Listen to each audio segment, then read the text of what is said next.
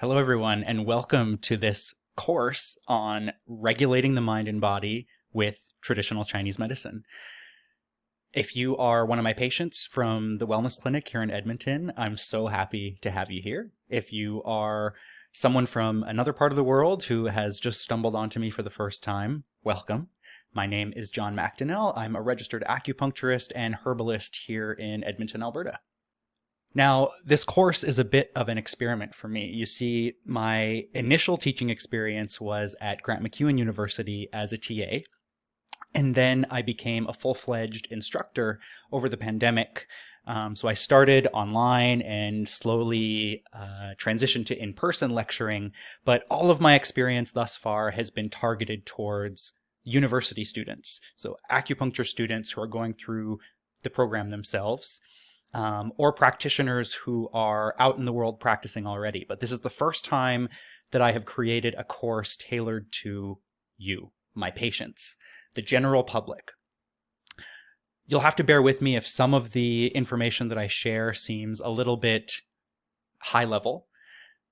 But the thing is that I think most people can handle the theories of Chinese medicine. It's one of the beauties of Chinese medicine is that it is very approachable.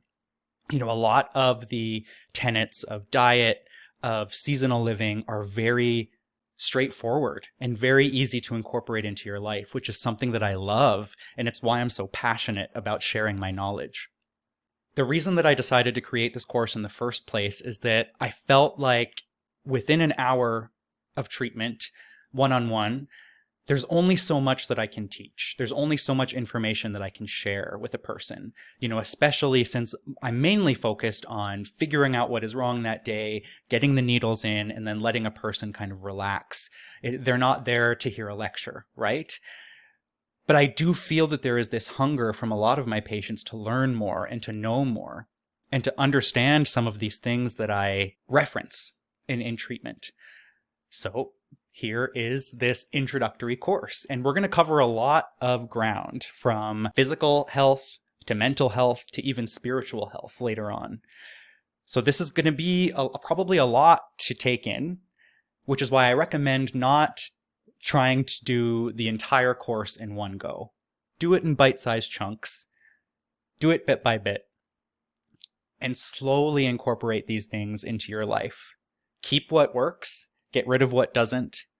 But I truly think that by incorporating some of these bits of lifestyle advice that I'm going to give you, you will see the benefit and the change in your life. I am still, after a decade of being a student and practicing, I'm still amazed at the effects that I get from simple things like eating for the season or eating for my constitution, or doing things like Tai Chi and Qigong, which on the surface don't seem like they're doing a ton, but the results are there. Like you can't argue it. It's so obvious when I look at the changes of who I was before I discovered Chinese medicine and the person that I am now. It's night and day. I have a completely different relationship with my body, with my mind, with myself, and with the world around me. So I can't wait to introduce you to this wonderful world of Chinese medicine and Yang Sheng.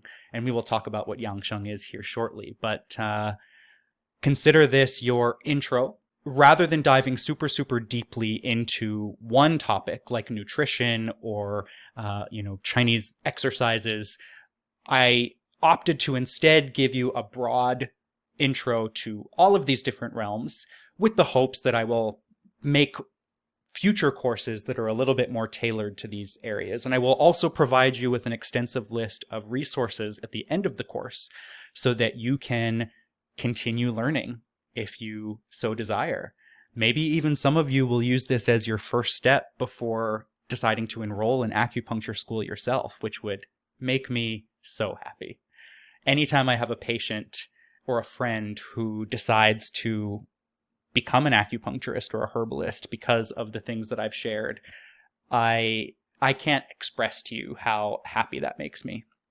But even if you don't decide to do this professionally, I will be extremely thrilled if you incorporate even a few things into your life. So before we dive in, maybe I'll give you a little bit of an introduction of who I am for those of you who haven't met me before, or maybe those of you who want to know a little bit more about me. So as I said, my name is John. I enrolled in the acupuncture program at MacEwan University, and I graduated in 2016. So it's been a hot minute since I was a student, and I'm loving clinical practice. The thing is, though, is that my path to Chinese medicine and to acupuncture was a bit of a roundabout way of getting there. I never intended to enter any kind of healing field when I first started school. My initial passion was actually Chinese language. So in addition to my acupuncture schooling, I have a bachelor's in Chinese language and literature and a certificate in translation studies. The thing is, though, is that as I was approaching the end of my bachelor's degree, I realized that I didn't want to just be sitting behind a desk translating things, translating documents, or working as an interpreter. I wanted something that had the ability to help people in more of a direct way, in more of a hands-on way. So I'd briefly considered maybe doing nursing because my partner entered the nursing after degree program, but I really wanted something that was somehow connected to my undergraduate studies. So I went to the Grant MacEwan program guide. I started at the letter A, and there at the top was acupuncture. And I thought, what the heck is that? And why does a university have that program? Like, I had no idea what it was. But I looked at the program breakdown, and I saw things like, Chinese medicine lifestyle, Chinese medicine approach to longevity, Qigong and Tai Chi classes, all of these things that I'd heard about in my undergrad, but hadn't experienced firsthand. But the more I researched and the more I dived into that realm, the more I realized that that is what I needed to be doing. So I went and got a few treatments just to make sure that it was something that I liked. Of course, I ended up loving it, and I haven't looked back. This career, this field, I'm grateful every day that I get to be practicing something that I'm so passionate about. I'm so grateful that I get to continue to learn about these things each and every day. And now I get the joy of sharing that knowledge with you. So I can't wait to see what you think. And let's jump in. So I want to make it really clear from the beginning that I am someone who very much keeps my feet firmly planted in two worlds, the Western and the Eastern. I know a lot of people look to me as a acupuncturist and a herbalist and a Reiki practitioner and think that I'm going to be anti-pharmaceutical drugs, anti-Western medicine. And while there are certain aspects of Western biomedicine that I maybe don't always agree with, I do think that it is possible and important, in fact, to utilize the best of both worlds. There are certain things that Chinese medicine is not capable of addressing. Often things like emergency medicine, acute medicine, the things that keep us alive and functioning. If you come into my clinic with a broken arm, I can't do anything to help you, unfortunately. So Western medicine does have a place. The thing is, though, is that Western and Eastern medicine and medical systems have a very different way of approaching the body. Western medicine is a lot more what we call reductionist. They want to reduce things down to the smallest part. They're very concerned with what organ is out of balance, what tissue is out of balance, what is going on at the level of a cell. How can we look and break things down further and further and further, which is important in certain cases. But Western medicine, unfortunately, often fails to acknowledge the holistic view of things. They don't really acknowledge the relationship and connection that human beings have with the environment around them. And I think that a lot of modern illness stems from that fundamental disconnect that we have with the world around us. We used to exist in harmony with nature and the natural world, whereas now a lot of us in cities are completely separated from it. And we view ourselves as being separate from nature rather than part of a whole. I think that the important thing in more holistic systems of medicine is that it allows us to feel healthy and balanced all through the year because it takes into account the ebb and flow of the seasons and of the natural environment, and understands that those external changes in the world around us are mirrored within our body. The wax and wane of the moon, the rise and fall of the seasons, everything that happens outside is also mirrored inside, which is why it's so important to adjust our lifestyle through the year as those things change. So I really want to use this not as an opportunity to look down upon Western medicine, but to look at some of its blind spots and help give you some resources to feel more connected to your body and more like an active participant in your health and wellness, rather than having all of the power in the hands of a practitioner or a doctor. So I want to begin the course with a quote. This is from a rhyme of 10 old men enjoying longevity. So it's originally in Chinese. It's been translated into English, but I think it's a great way to kind of encapsulate what you're in for in this course. So once upon a time, a wayfarer came across 10 old men over 100 years of age. With earnestness and sincerity, he hastened forward for the key to their venerable age. The first man, twisting his beard, said, "I am not addicted to drinking or smoking." The second, smiling, replied, "I walk 100 paces after a meal." The third, nodding, answered, "I have a vegetarian diet." The fourth, a stick in hand, said, "I have all along walked instead of riding." The fifth, straightening his sleeves, said, "I myself have always taken part in physical labor." The sixth said, "I practice Tai Chi every day." The seventh, rubbing his big nose, said, "I always leave windows open to let in fresh air." The eighth, stroking his short beard, said, "I retire early and rise early." The ninth, caressing his red cheeks, said, "I bathe in the sun, and this gives me a suntan." The 10th, raising his eyebrows, said, "I always keep myself from worries." So we can see that, this might be a fable, but a lot of these simple practices, these simple activities can lead to a long and healthy life when done together and regularly with consistency. So a lot of the information that I'm going to provide might seem straightforward. It might seem simple, but are you doing it? Are you actually engaging in these practices? If not, maybe you need to start. Yes, things look good or easy in theory and on paper, but just because you can read it and understand it doesn't mean you're practicing it. So you kind of got to walk the walk instead of just talking the talk. So you'll notice that this course is broken down into 3 main parts. We have our foundational concepts first. We have our yang sheng and longevity practices in part 2. And then part 3 is about living in a way that nourishes your spirit and your soul, and kind of tuning into those higher aspects of self so that you can not just live a good life, but thrive and kind of live with meaning. So the difficult thing about introducing folks here in the West to Chinese medicine is that there's a lot of language and ways of thinking that are completely foreign to us. One of the benefits of growing up in Asia is that you hear a lot of these things talked about. So even if you're not an acupuncturist, you still have kind of a general idea of how Chinese medical practitioners approach health and disease. So unfortunately here, what we need to do first before we dive in to the real meat is we need to develop a working jargon. So I'm giving you kind of a crash course in the foundations of Chinese medicine. So that way, when I'm talking about things like wind or fire or the 5 elements or yin and yang, you won't just be left scratching your head. You're going to have an understanding of what those things mean, and we'll have a common lexicon that we can work with.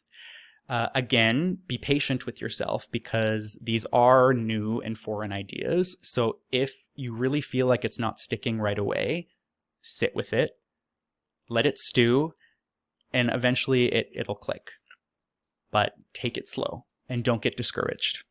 So I want to dive a little bit more deeply into that discussion of West versus East, or holistic medical systems versus more reductionist systems, so that we can understand the differences in how each approach the body. So holistic systems tend to view the body more as a garden, whereas the reductionist view views the body more as a machine.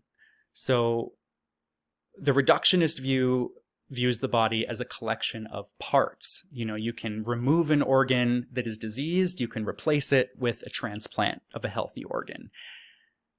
There's this idea that we can break the body down into parts, and as long as you fix that part, you're healthy.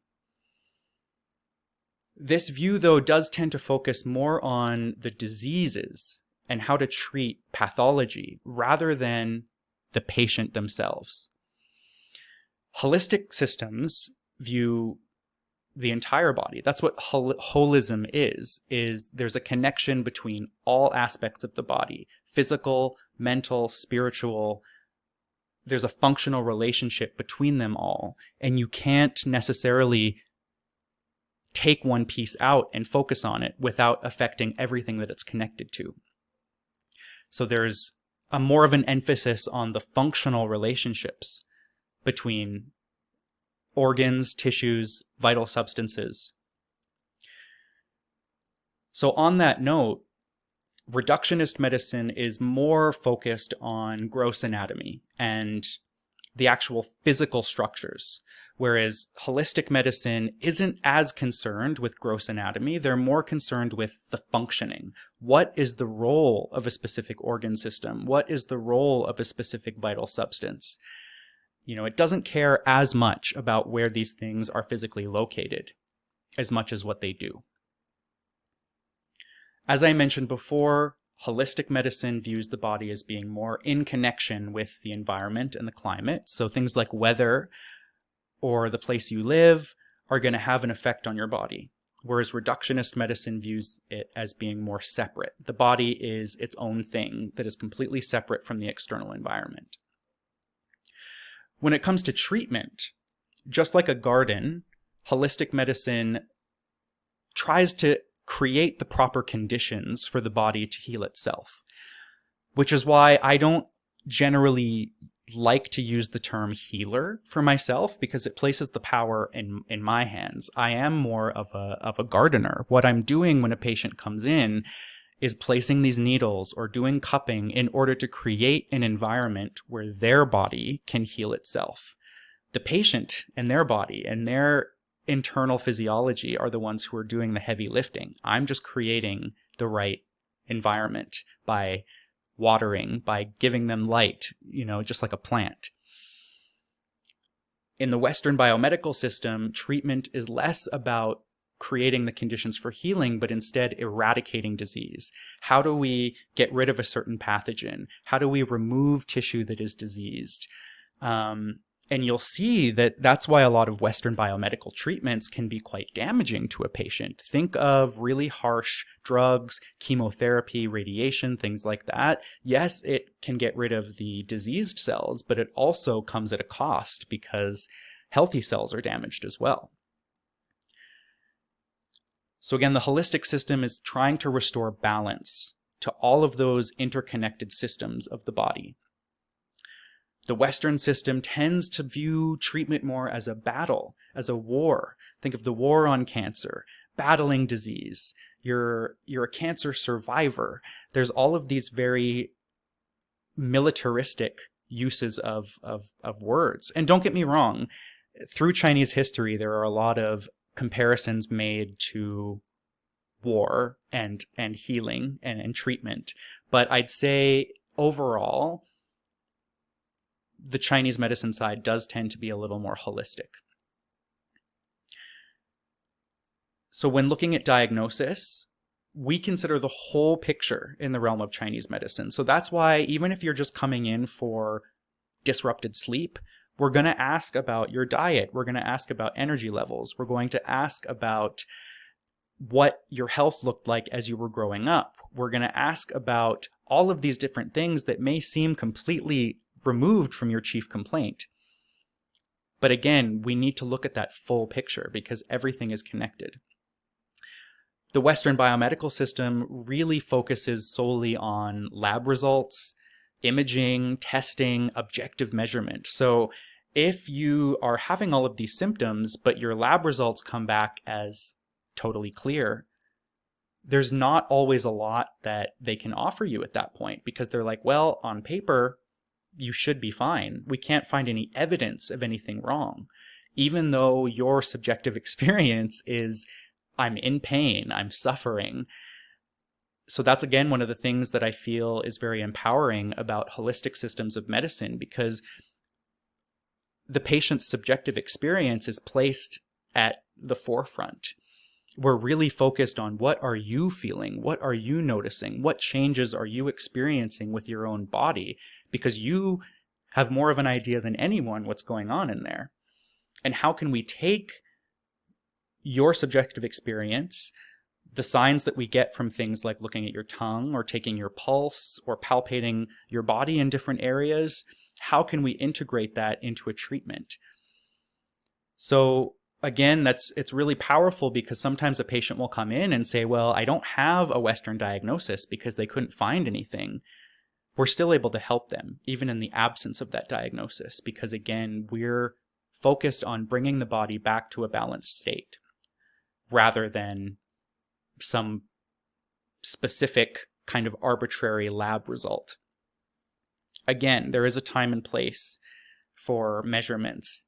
I think it's super important that people get things like their iron levels checked or their hormone levels checked. There is a super important role for lab testing, but it's not the be-all, end-all of health and wellness. So as I mentioned, Western biomedicine tends to excel more in emergency medicine and acute care, but they don't always do as well with chronic disease. Whereas holistic medicine, Chinese medicine, tends to do a lot better when it comes to prevention of illness, promoting longevity, and the treatment of chronic diseases. So things like fibromyalgia, diabetes, things that Western medicine they can treat and they can help with, but not always in a way that brings the patient back to a state of homeostasis and balance.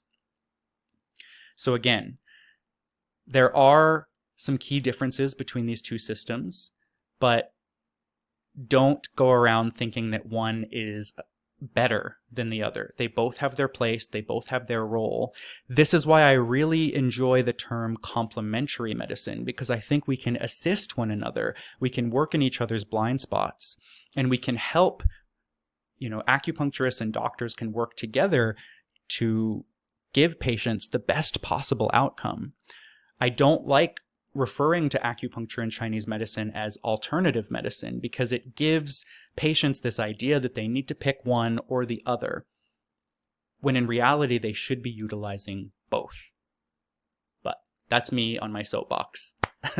And I think that's all I have to say on that topic before we get into some Chinese medical theory. So any discussion of wellness from a Chinese medicine perspective needs to begin with constitution. So constitution is kind of our unique individual makeup, our health/disease, our resiliency, kind of what we have to work with. Because any longevity practice that you incorporate is helped or hindered by the body that you were born with. So if your constitution is quite poor, you may have to put in extra work to try and compensate for that. Whereas if your constitution is quite good, you can sometimes get away with certain unhealthy activities because your constitution is strong and able to weather a little bit more than other people. That said, I think regardless of the constitution you have, you should always be trying to lead as balanced and as moderate of a life as possible, and constantly be doing things to try and care for the body that you have. But constitution plays a role, and there's no getting around that. So Chinese medicine breaks constitution down into two pieces. We have our prenatal constitution and our postnatal constitution. So the prenatal constitution is what you are born with. It's the level of resiliency and vitality that you inherit at the time of birth. So this prenatal constitution is dependent on the health of our parents at the time of conception, and then the health of the mother throughout pregnancy. So our prenatal constitution provides us with our baseline of strength and resilience. A weak prenatal constitution is associated with things like developmental disabilities, structural abnormalities at the time of birth, chronic lifelong disease, again, from the time of birth. And it does affect a person's capacity for growth and development and their ability to handle stress and weather the changes of life. So, if you are lucky enough to be born with a fully functioning body, with no abnormalities, with no disability or chronic disease, you should consider yourself quite lucky, because that is going to give you you'll have a much easier time leading a healthy life. You won't be battling against any deficiencies that you acquired from birth. Postnatal constitution is the health and vitality developed after you're born. So this is things like lifestyle, environmental factors, diet. Our postnatal constitution is shaped by our daily activities, our emotional well-being, and our ability to regulate those emotions, our overall health on a day-to-day basis. Postnatal constitution can be either improved or weakened. Unlike prenatal, where it's kind of fixed. Your parents have a role in what you're born with, but you unfortunately don't have much of a say. Whereas your postnatal constitution, that is where you have more power. Your ability to acquire a stronger postnatal constitution requires a foundation of a good prenatal one. So you can only do so much to compensate for a weak prenatal foundation. That said, though, you should never let a hereditary illness stop you from doing your best to lead a healthy life. So our postnatal constitution is more affecting of our daily functioning, our energy levels on a day-to-day basis, our kind of ability to maintain health and wellness all through life. So both of these are very important. This is kind of the most basic way of looking at constitution. Later on in the course, we're going to talk about something called 5-element constitution. So that is where people are organized based on their personality, their body type, and the element that is most associated with your constitution will give you certain strengths, but it will also predispose you to certain illnesses and weaknesses as well. So it's important to have an idea of what kind of elemental type you are as well if you want to lead a truly healthy life. So one of the most foundational concepts in Chinese medicine, and what I begin with in my Foundations of Chinese Medicine course at the university, is yin and yang. You've probably heard of yin and yang before. You may have seen that little symbol on jewelry or things like that, but let's dive into what it actually means. So yin and yang theory embodies the idea of duality and balance in the universe and within our bodies. We have yin, which is representative of things like darkness, passivity, cold, slowness, whereas yang is its opposite. Yang represents light, activity, heat, action. A lot of people fall into the trap, though, of viewing yin and yang as a binary, one or the other, when instead it's more of a spectrum. These forces are what are called polar complements. So that implies that even though yin and yang are opposite, they are interconnected and interdependent. So they need one another. And they always contain even just a seed of the other. There's nothing in our material reality that can be 100% yin or 100% yang. An ice cube is very cold, it's very yin, but there's still a seed of yang within it. The sun is hot and blazing and fiery, and it's very yang. But again, there's always going to be a seed of yin within it. Nothing can exist while being fully one or the other, ourselves included. So this chart here just gives you some examples of yin and yang pairs.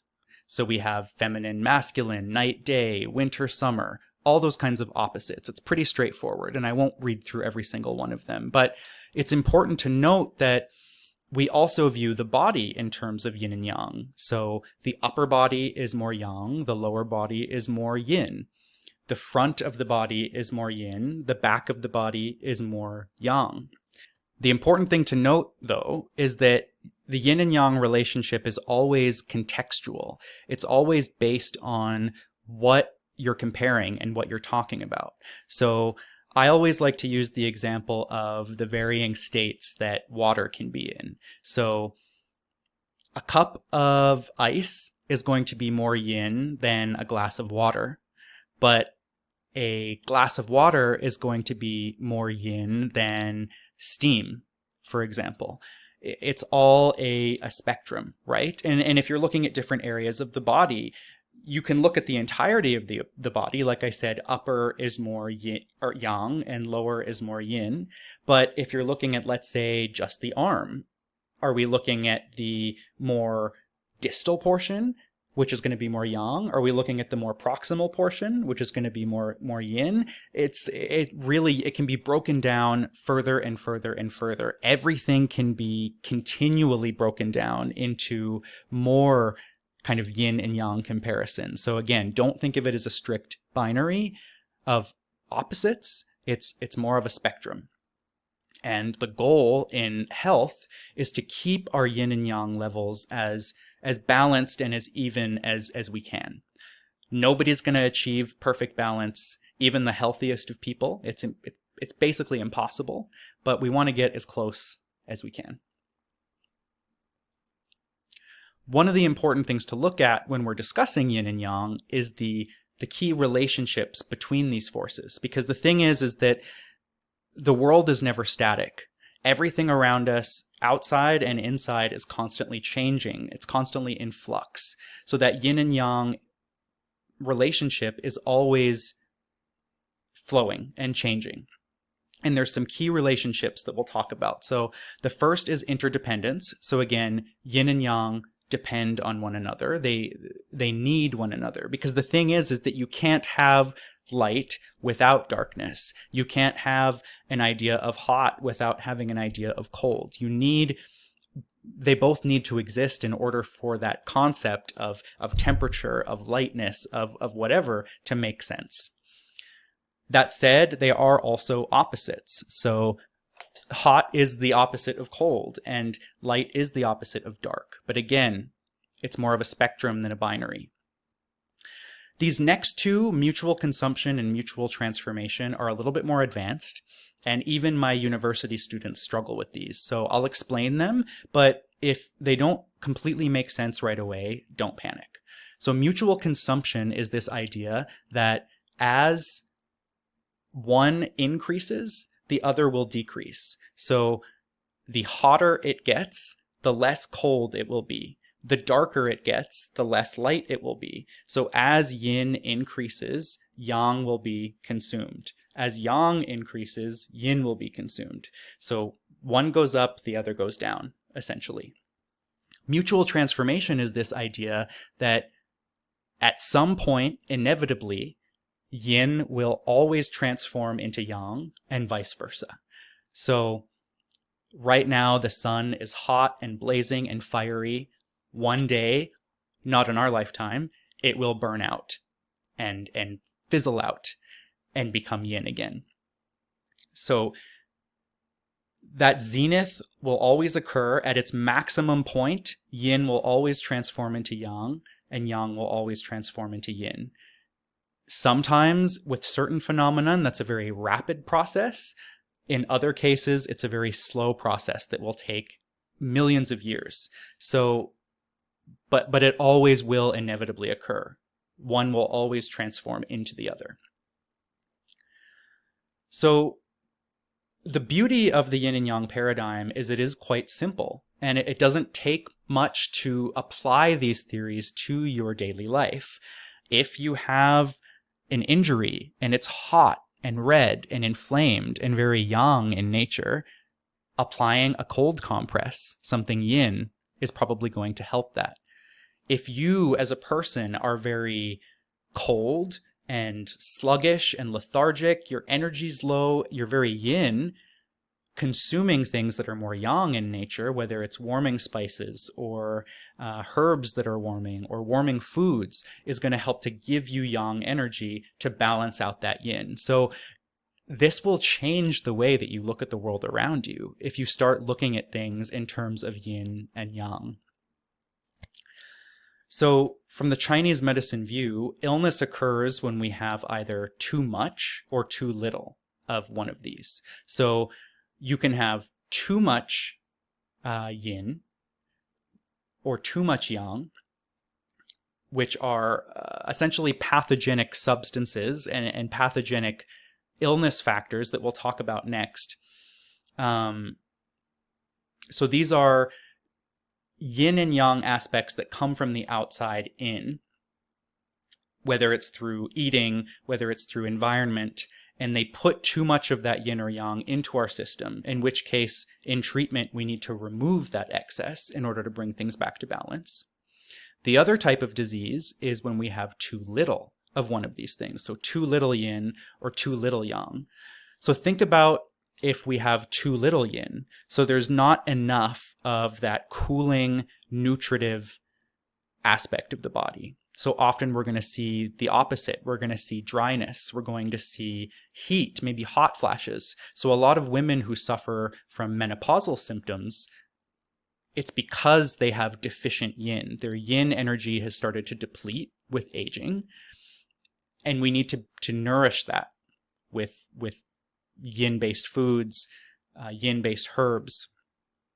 On the opposite hand, we have too little yang. So that's a yang deficiency. So there's not enough of that body's hot, active, warming capacity. So we might see someone who, again, has low energy. They might have poor, weak digestion. They might be constantly cold, in which case we need to add yang to their system in order to fix it. So it's from a simple perspective, all illness can be broken down into one of those four. So excess yin or yang or deficient yin or yang.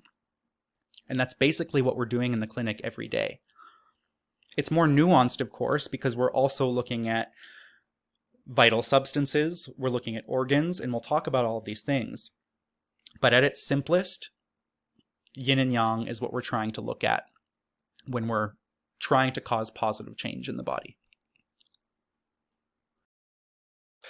So the next bit of knowledge that you need in order to understand how Chinese medicine views the body is an understanding of the organ system. So we use the same words like liver and heart and spleen and lung, and sometimes we are referring to the same anatomical organ and the same physiological system as Western medicine. You know, the lungs take in air, the kidneys help to create and excrete urine, the heart pumps blood, things like that. But given that anatomical dissection was not a commonplace practice in ancient China, so the only time that they would get a glimpse of what was going on inside was during war. So, you know, if someone has been sliced open by an enemy soldier, you'd get a glimpse of what was going on inside the body then.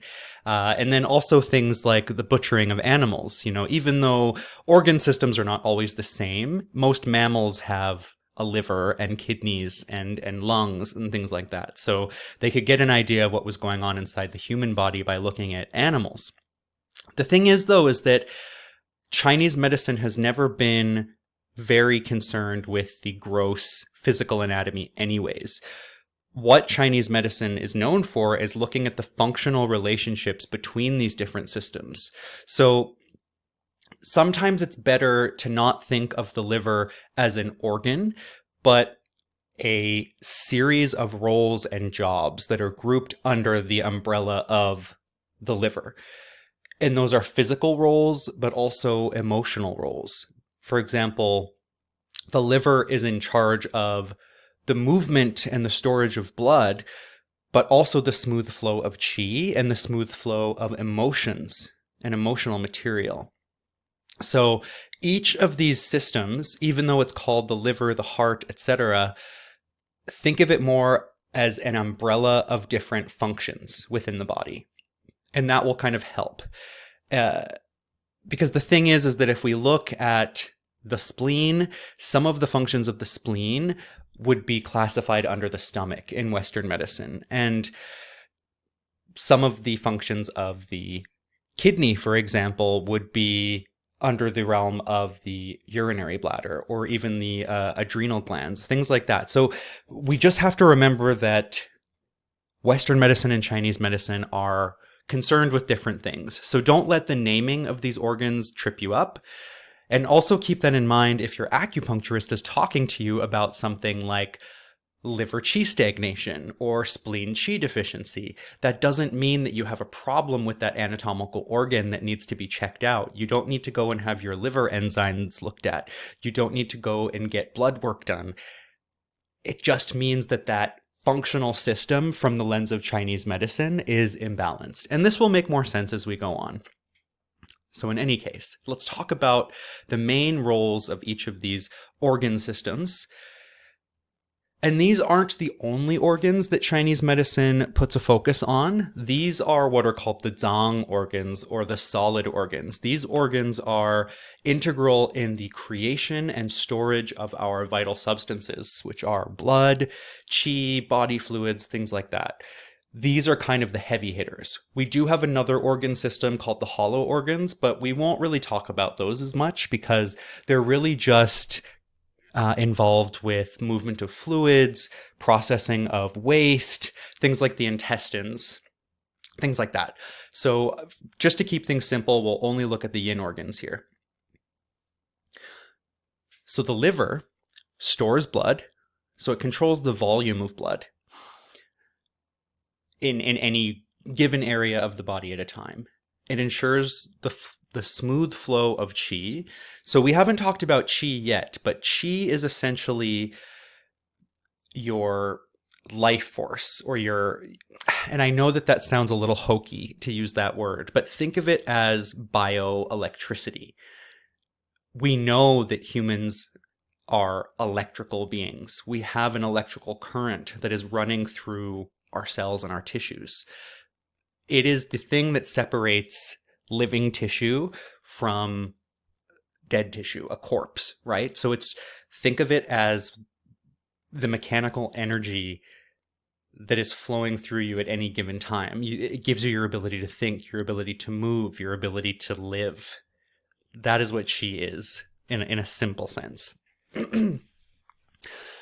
The liver is also in charge of regulating emotions. So anytime we're seeing irritability, we're seeing moodiness, we're seeing melancholy, depression, outbursts of anger, that's usually rooted in the liver. The liver also controls tendons and ligaments. So anytime we're seeing rigidity of flexibility in a physical sense, rigidity of movement, a loss of range of motion, that's often going to be connected to the liver as well. But it's interesting to think about the fact that rigidity in a physical sense and rigidity in an emotional sense, if you have someone who's very rigid, very stuck in their ways, not willing to budge, that's often a liver imbalance as well. So again, this is one of those beautiful things about Chinese medicine is that these organ systems are not just physical entities. They have a key link to our psychological and emotional health and well-being as well. So given that the liver controls blood volume, it is also very tied to the menstrual cycle as well. So often we are targeting the liver during the first phase of the menstrual cycle, so during the bleeding, those 1 to 5 days of bleeding. Very key organ in the treatment of fertility as well. The heart functions very similarly to the heart in Western medicine, so it governs blood, governs the blood vessels, pumps blood through the body. The key thing that makes it different is that in a psycho-emotional sense, it is what houses the mind. So rather than the mind being housed in the brain, as we think of it in Western medicine, the mind is housed in the heart. So we are often targeting the heart in cases of mental illness, of mental disturbance, sleep issues, insomnia. The heart also governs, or I should say processes, all emotions. So even though we have specific emotions that are attached to each organ, so anger for the liver, worry for the spleen, grief for the lung, all emotions will be processed via the heart. So any extreme emotion or deficient emotion is going to have a link to the heart in some sense. The heart also opens into the tongue and controls speech. So anytime we're seeing difficulties articulating, so maybe something like a speech impediment or aphasia after a stroke where someone's having difficulty forming words because of the movement of the tongue itself, that would be a link to the heart. And it also opens into the complexion. So we want to see a kind of rosy luster to the skin, into the face. We want to look like there's some life there. If the face is getting quite pale, that again can be a sign of a blood deficiency and is often a sign of an imbalance of the heart. The spleen, as I mentioned, is our key digestive organ. It does something called transforming and transporting. So you can think of that as breaking down food into a usable form and then transporting that nutritional material to other areas of the body to be used. It controls blood in the sense that it keeps blood within the vessels. So if we're seeing things like uncontrolled menstrual bleeding, really easy bruising, so you kind of just bump against something easily and you get a bruise, that can be a sign that the spleen is not holding blood within the vessels adequately. It also governs the muscles in the limbs. So anytime we're seeing weakness or lethargy of the limbs and the muscles of the arms and legs, that's often a spleen issue. And then it's a very strong digestive organ. So anytime we're seeing poor appetite, bloating of the abdomen, diarrhea, loose stools, things like that, that's often implicated in a spleen pathology. One thing that I didn't write here is that the spleen also helps to hold things up. So if we're seeing things like organ prolapse, so that can be uterine prolapse, vaginal prolapse, prolapse of any organ, we often need to treat the spleen to help lift and raise back up again. The lungs function very similarly to the lungs in Western medicine. They take in air, they help the heart to pump blood through the body. The difference in Chinese medicine is that they also govern the skin and body hair. So if we're seeing dermatological conditions or issues with patchiness of body hair, that can be connected to the lungs. It helps to regulate water passages. So think of that as helping to transport and moisten the upper part of the body. So if we're seeing issues with dryness of the skin or throat, especially of the upper body, we often look to the lung. It influences our strength of voice. So if somebody has a really weak voice, they're very kind of timid and quiet, and it's really hard to get them to speak, that could be a lung issue. It's also important to note that the lungs help to control the opening and closing of the pores in the skin. So if we're seeing issues with too much sweating, too little sweating, and the lungs are also in charge of our external immunity and our ability to defend against external pathogens. So if you see someone who's frequently getting sick, frequently coming down with a cold, they often will need a treatment that is targeting the lungs. And the last organ that we're going to look at today is the kidneys. So the kidneys are very important in Chinese medicine, but they have a lot of different roles. So they're not just a filtration and urine creator.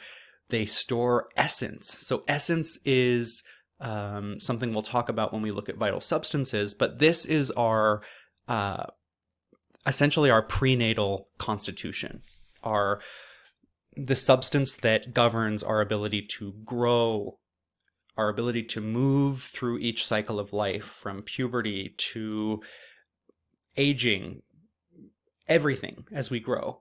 It governs our birth, growth, reproduction, development, our bones, teeth, and also influences hearing. So a lot of conditions related to aging, osteoporosis, weakness of the low back and knees, deafness, those are often very tied to the kidneys. So the kidneys have a very strong and important role. They are considered the root of all yin and yang of the body. So if we have, like we talked about on the last page, a deficiency or too little of yin or yang, we're usually going to target the kidneys to help supplement that deficiency and boost those levels back up again. So that's a basic overview of the organ system in Chinese medicine.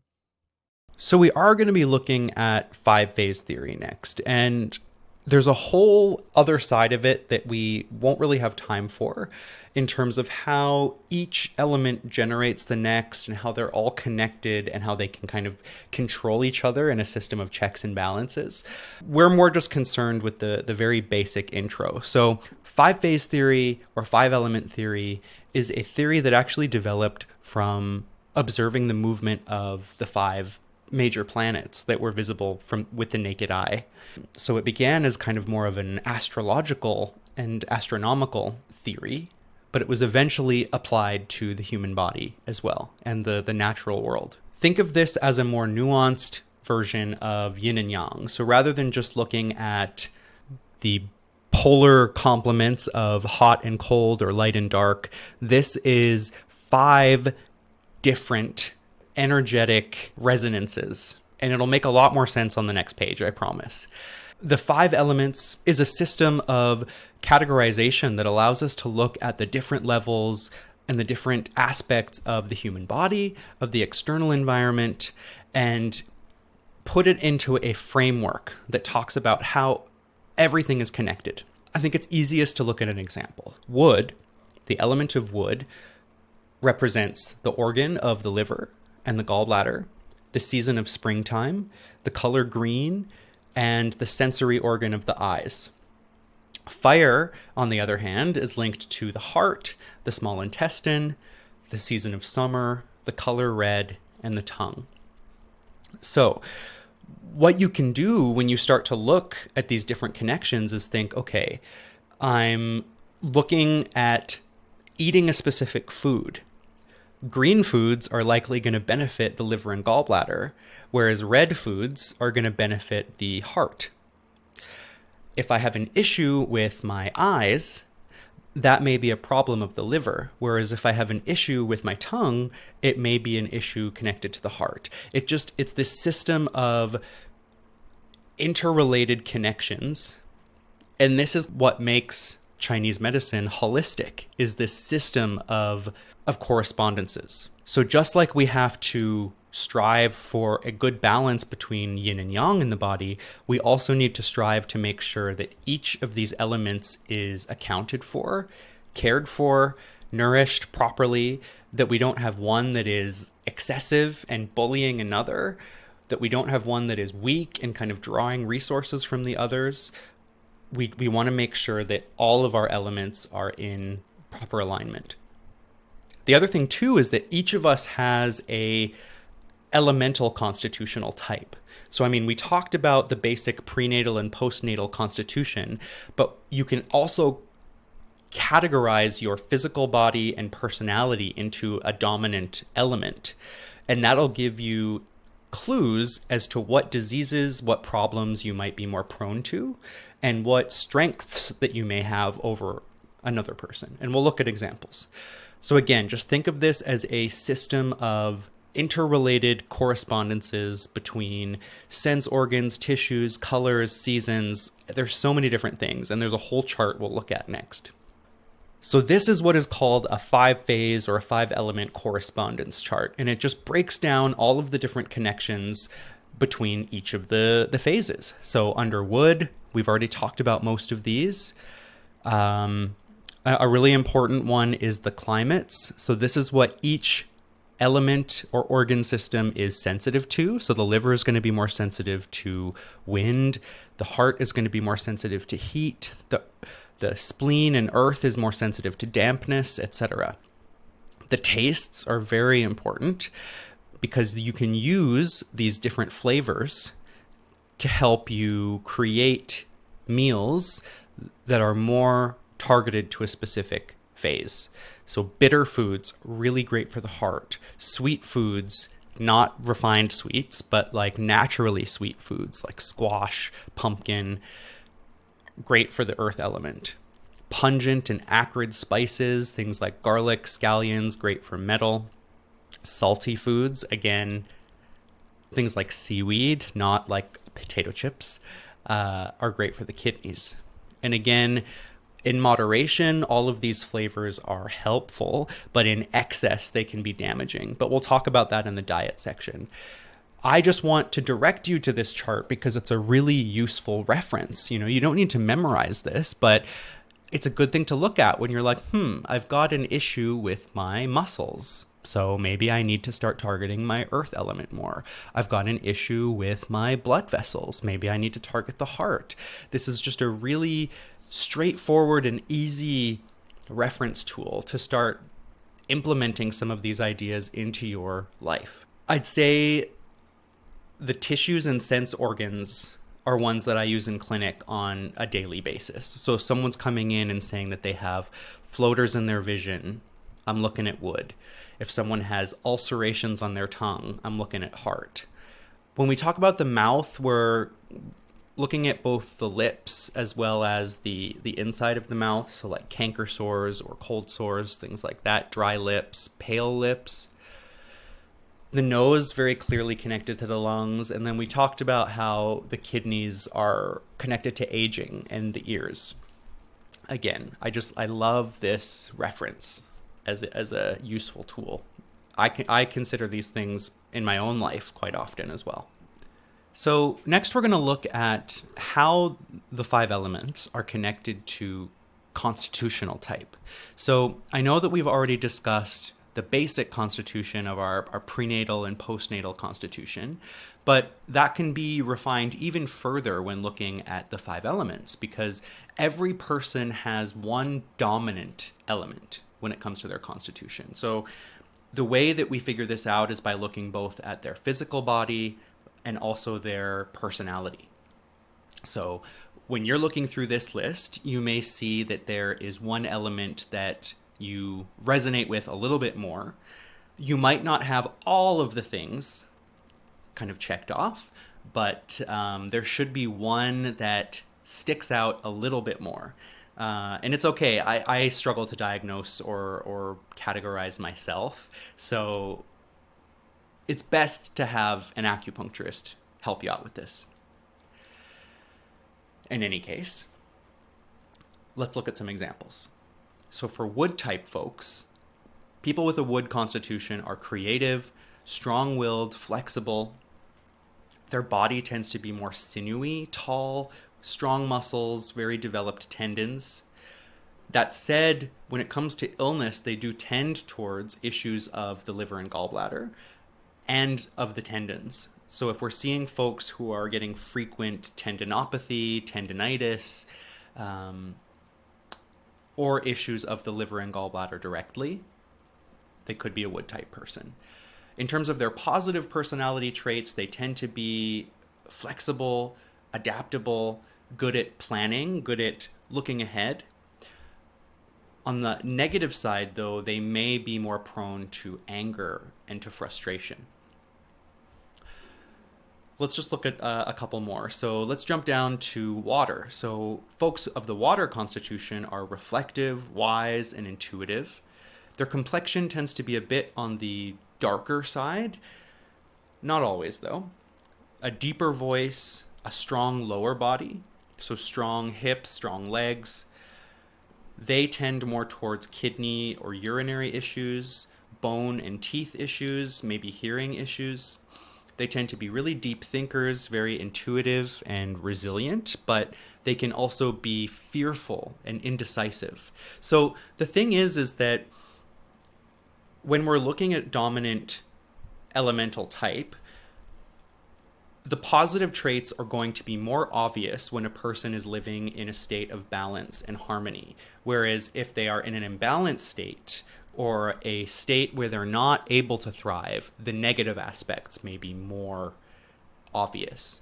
So, for example, if we have someone who we categorize as being a very angry, frustrated, rageful person, if we can get them into a more balanced state, into a more healthy state, they'll be able to decrease those negative aspects of their constitution and increase the positive side, so they can transform themselves from somebody who is more rageful to somebody who is more flexible and adaptable. So we always want to be trying to highlight the positive elements of our constitution rather than the negative ones. But it's important to note that just because we all have a dominant constitutional type, all of these are going to be present. You're going to have aspects of passion, of nurturing, of organization, of reflection. That's just being human, right? But we're looking for the one that has the most strong through line and theme through your life. But that is a basic look at how the 5-phase system connects to Chinese medicine. So far you've got an understanding of yin and yang theory, of the organs, and 5 elements. So you're developing a really strong foundation, and you're basically an acupuncturist at this point. So maybe you should give me a treatment next time you come to the clinic. We'll be jumping into cause of disease in the next video. So I know you saw her wriggling around in the last video, but I might as well introduce you to one of my dear cats here, Smudge. She's generally attached to the hip, so you'll probably be seeing a lot of her, but we can consider her the Needlewise mascot. But yes, I hope you don't mind a little furry friend popping up here and there. In any case, we are going to be talking about the cause of disease now, because Chinese medicine doesn't really consider things like germs or bacteria, viruses, things like that. They have their own unique system of looking at disease cause. Given that this is a holistic system of medicine, we are looking at external causes. So these are primarily environmental factors like wind, cold, heat, dampness, dryness, and a special category called summer heat. So these are called external evils or pernicious influences, and these are things that can invade the body from the outside and disrupt its natural balance, leading to illness. So essentially, when you were rolling your eyes at your grandma for telling you to wear a scarf in the wintertime or to put on your jacket, she was right. And you probably did catch your death because you weren't listening to her. So grandma was right, and you need to protect yourself from cold. Internal causes are a bit misleading because they're not just internal causes of disease, they are actually the 7 emotions. So these are any disruptions in our emotional state that lead to illness. So joy, anger, worry, grief, fear and fright, and sadness. So when these emotions are experienced excessively, to an extreme degree, a prolonged or chronic degree, or they're suppressed and bottled up, these can all lead to imbalances. And then the last category are miscellaneous causes. So these are everything else. So improper diet, overwork, whether it's physical or mental, lack of physical activity, physical trauma, parasites, poisons, constitutional weakness, or consequence of a wrong or improper medical treatment. So let's say, for example, you saw a herbalist and they gave you a herbal formula that was not the right fit for you. That can cause more problems. Let's say that you're put on a medication that is not the right fit for you, or you're given a surgery that maybe you shouldn't have had. Those can all lead to pathology as well. So external, internal, and miscellaneous are our main causes of disease. And we're always trying to, again, categorize these imbalances in the context of things like yin and yang. So it all comes together in diagnosis. Let's look at our external pathogenic factors or our external causes of disease in depth. Wind is what we call the spearhead of disease. So it often will be the vector of which other things invade the body. So we'll often see combinations of wind and cold, which looks kind of just like the common cold, with like a stuffy nose, runny nose, stiff neck, maybe some chills. Or you'll see wind heat, which presents as like a fever and a sore throat, things like that. On its own, though, wind tends to be very rapid, transient, quickly moving, often affects the upper body first. So if we're seeing symptoms that move around from here to there, or maybe like a rash that kind of moves from top of the body downwards, that can all be indicative of wind. Anytime there are symptoms that are very changeable, very rapid.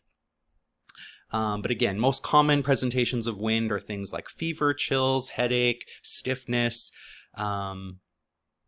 shakes and tremors are also very tied to wind. Cold, if we think a bit about it as being very contracting, it slows things down. So if we're seeing things like lethargy or slow, difficult movement, cold will often affect the interior or lower body first, can often lead to symptoms like severe pain, cramping. Cramping is very associated with cold. Often, if a symptom is alleviated by warmth, then that is a sign that cold is involved. And it's often implicated in conditions like arthritis, abdominal pain, diarrhea, lots of menstrual issues. And it's very common based on climate. So you have to think, living in a place like Edmonton, Alberta, that gets down to -40, -50 Celsius in the winter, we are constantly battling cold. Whereas someone who's living in a tropical place might be dealing with heat or fire more. So I'd say cold and dryness are very common here in Canada. Heat rises and expands, causes all of those typical inflammation signs. So redness, swelling, inflammation. We're going to see things like fever, thirst. Heat also irritates the mind. So we can get irritability. We can get delirium, red eyes, sore throat, skin eruptions. So anytime we're seeing like a red, itchy rash, infection, that's all signs of heat and fire. Dampness is a heavy, thick pathogen. I often think of like the Mucinex Man, or if you ever played Candyland, there was that like molasses goop monster. That is dampness in my mind. So it's heavy, it sinks. So it's often going to sink down and affect things like the genitals or the lower body. It produces heavy, swelling, sticky symptoms. So things like excretions, discharge, cloudiness of the urine, edema, digestive issues. Dampness is a very stubborn pathogen, and it's very difficult to target with just acupuncture alone. You often need either changed diet or herbs to help dry up that dampness. It's important to note that even though all of these pathogenic factors we're talking about in context of the external environment, so invading from outside in, you can also get these from like foods as well. So cold, if you're eating a lot of ice cream, smoothies, things like that, you can develop cold. If you're eating a lot of spicy, hot foods, you can get heat. If you're eating a lot of rich, greasy, fatty foods, you can get dampness.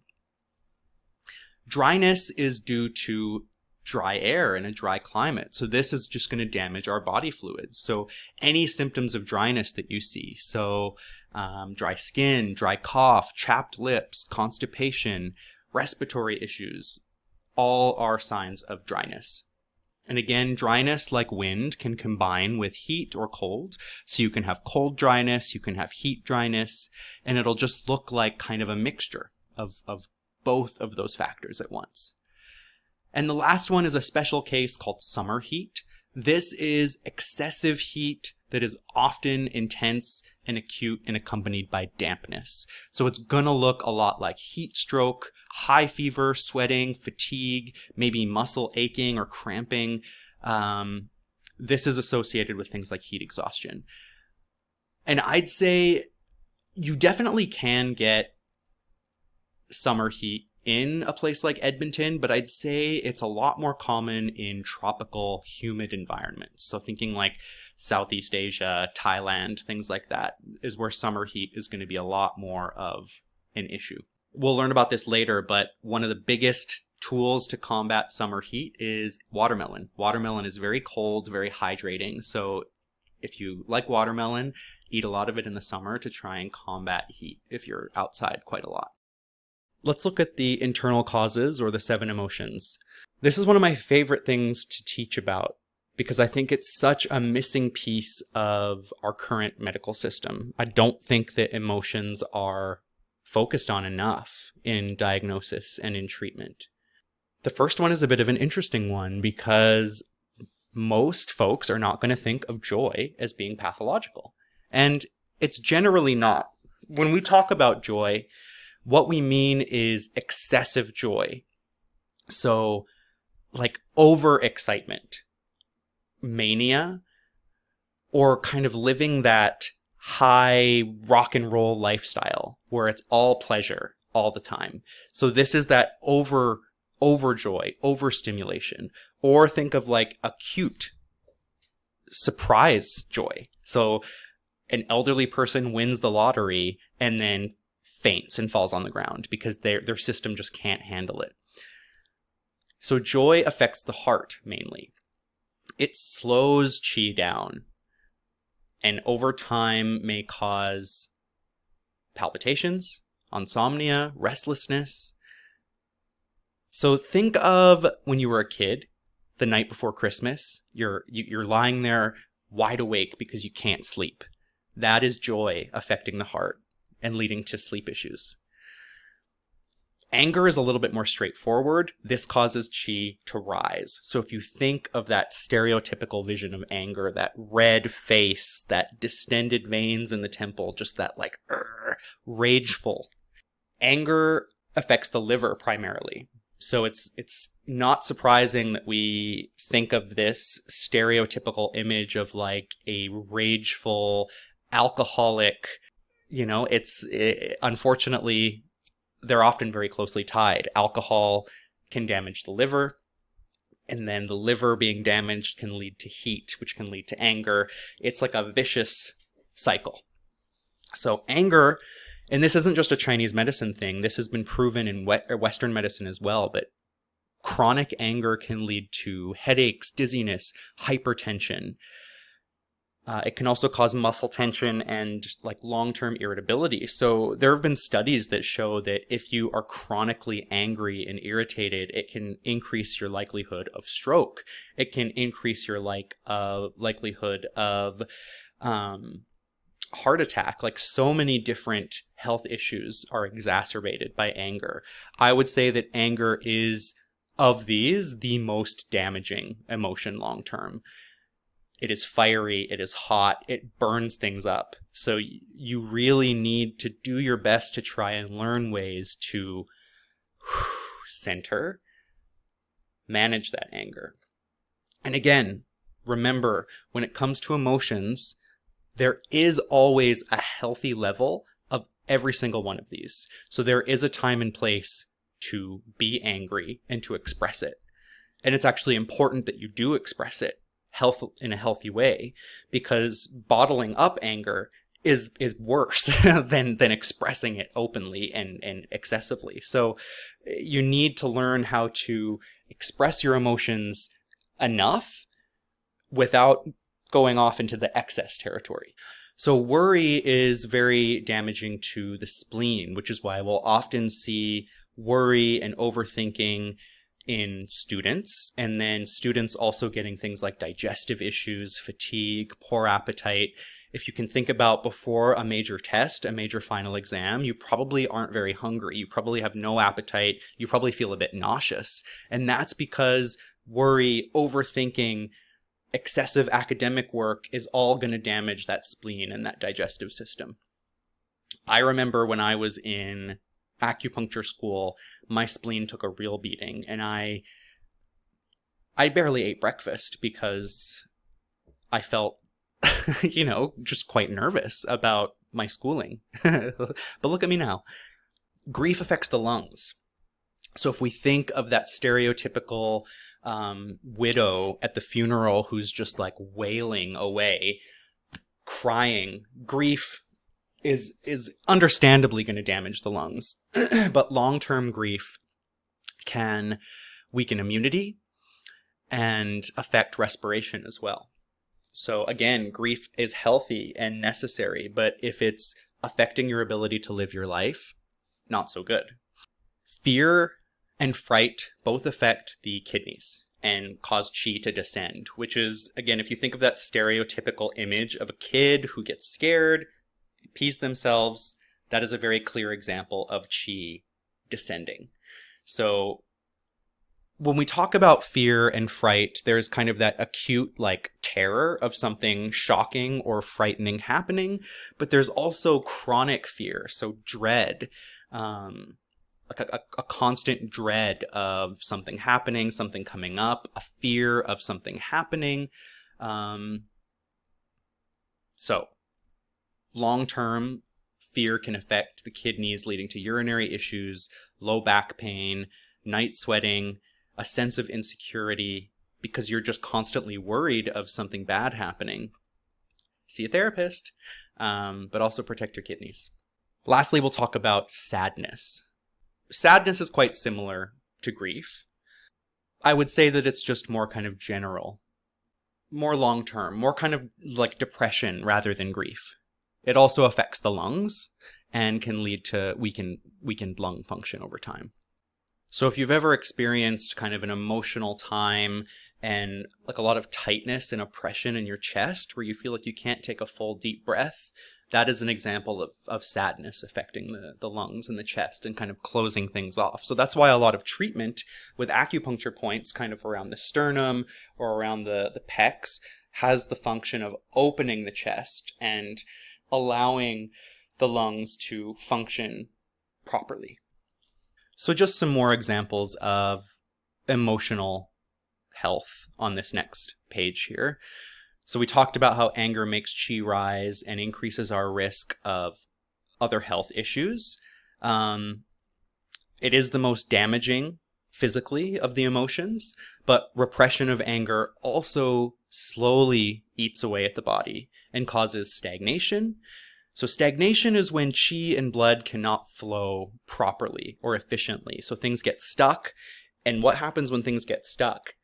They vibrate, they try and move, and that pressure causes heat to build up, which then can exacerbate the anger. So again, there's this, you'll often see in folks who repress anger over a very long period of time, they eventually hit a breaking point where that stagnation and that heat build up so much that they just explode into a rage.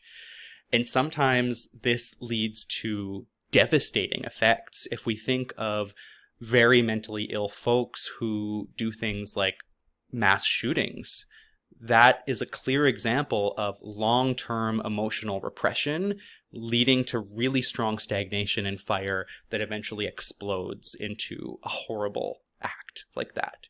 So we want to help people before they get to a point where they feel like they need to not just hurt themselves, but others. Joy, as I said, in moderation is healthy. It relaxes us, but overstimulation, overexcitement, overjoy. One example that I didn't mention is like gambling addiction. So that constant hit of pleasure.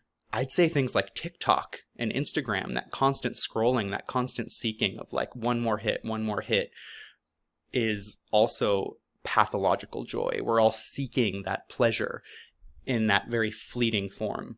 And I think that's why so many patients struggle with sleep issues, because they're staying up late chasing dopamine rather than resting. Grief, again, is inevitable, but it needs to be expressed. There are some studies, though, that show that people become addicted to the feeling that grief provides, and they get so used to being in that state that they can't function outside of it. So again, you need to be very careful and very mindful of how you are expressing that grief. I think something that I always try and recommend is, can you find some kind of creative outlet to express that grief? Writing, singing, painting. Can you channel that deep feeling into something else so that it's out of your body and into a work that you've created? Worry stops us from living in the moment, because if you're worrying about the past or worrying about the future, you cannot be present and mindful. We live in a constant state of what if, and in a world where we're constantly worried about the judgment of other people and what they think about us. So you kind of have to detach at a certain point and prioritize your own health over the judgment of others. And lastly, when we're looking at fear, this is also going to include things like PTSD. So chronic or post-traumatic stress is definitely encapsulated in fear as well. Looking at the miscellaneous causes of disease, like I said, this is everything else. So improper diet is not just what we're eating, but how we're eating. So is overeating, undereating, eating at really erratic times of day, eating a really imbalanced diet where you don't have a good blend of proteins, fats, fruits, vegetables, eating a lot of processed foods instead of whole foods, eating the wrong food for the wrong season or the wrong food for your constitution. And we talk about food a lot in part 2, so that's a big one. Overwork. So again, this can be excessive physical or mental work.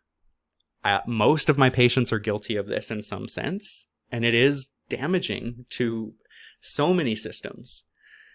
A lack of physical activity, though, is also damaging because if we're not moving and circulating our qi and blood, it's going to stagnate.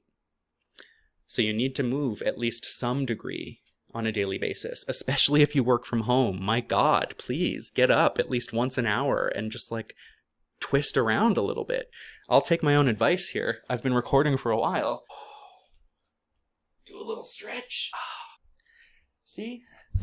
It's that easy to get a little bit of blood flowing. Trauma. So this is generally physical trauma that we're talking about. So car accident, sports injuries. That's just going to stagnate qi and blood in that local area. But it can, long-term, if it doesn't get treated properly, lead to more long-term effects.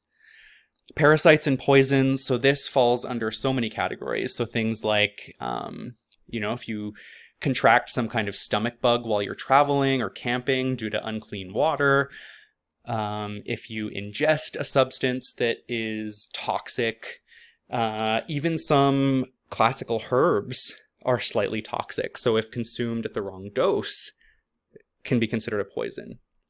Constitutional weakness, again, this is inherited or acquired weakness, which makes you more susceptible to illness. And then wrong medical treatment. So this can be from a Western practitioner, an Eastern practitioner, anybody who's having a direct hand in your health. We are human. We are prone to error. Not prone, but we have the potential for. And despite our best efforts, sometimes we make a call and it's wrong. But luckily, most things can be fixed in my line of work. I'm not chopping off legs or removing organs. So generally, a wrong acupuncture treatment can be adjusted. I definitely wouldn't want the pressure of being a surgeon. Let's just say that. The next topic is the vital substances. And the reason that I left it till the latter half of part 1 is that it is kind of the most far removed from Western medicine, because at least when we're talking about the organs, we have the same words like liver and heart. There's kind of a common understanding of at least what those organs represent. The vital substances, on the other hand, are a little bit more far removed. We look at the vital substances in the body from a Chinese medicine lens in the sense of their density or material substance to their more immaterial and rarefied aspects. So think of these as all falling on a gradient of dense to immaterial. So Jing, or essence, is essentially the physical representation of our prenatal constitution. Jing is the substance that allows our constitution to unfold into puberty, maturation, aging, pregnancy, postpartum, menopause. All of these different cycles of life are governed by Jing. And when Jing, or essence, eventually is used up, that is when we die. Jing is depleted through overwork, excessive sexual activity, and any kind of activity that is inherently damaging to the body. So normal work is just going to deplete your qi, and you kind of go to bed, you rest up, and your store is replenished. If you continually dip into your reserves and are constantly reaching burnout, constantly burning the midnight oil, working long nights, not getting sufficient rest, that is when your Jing starts to get burned up.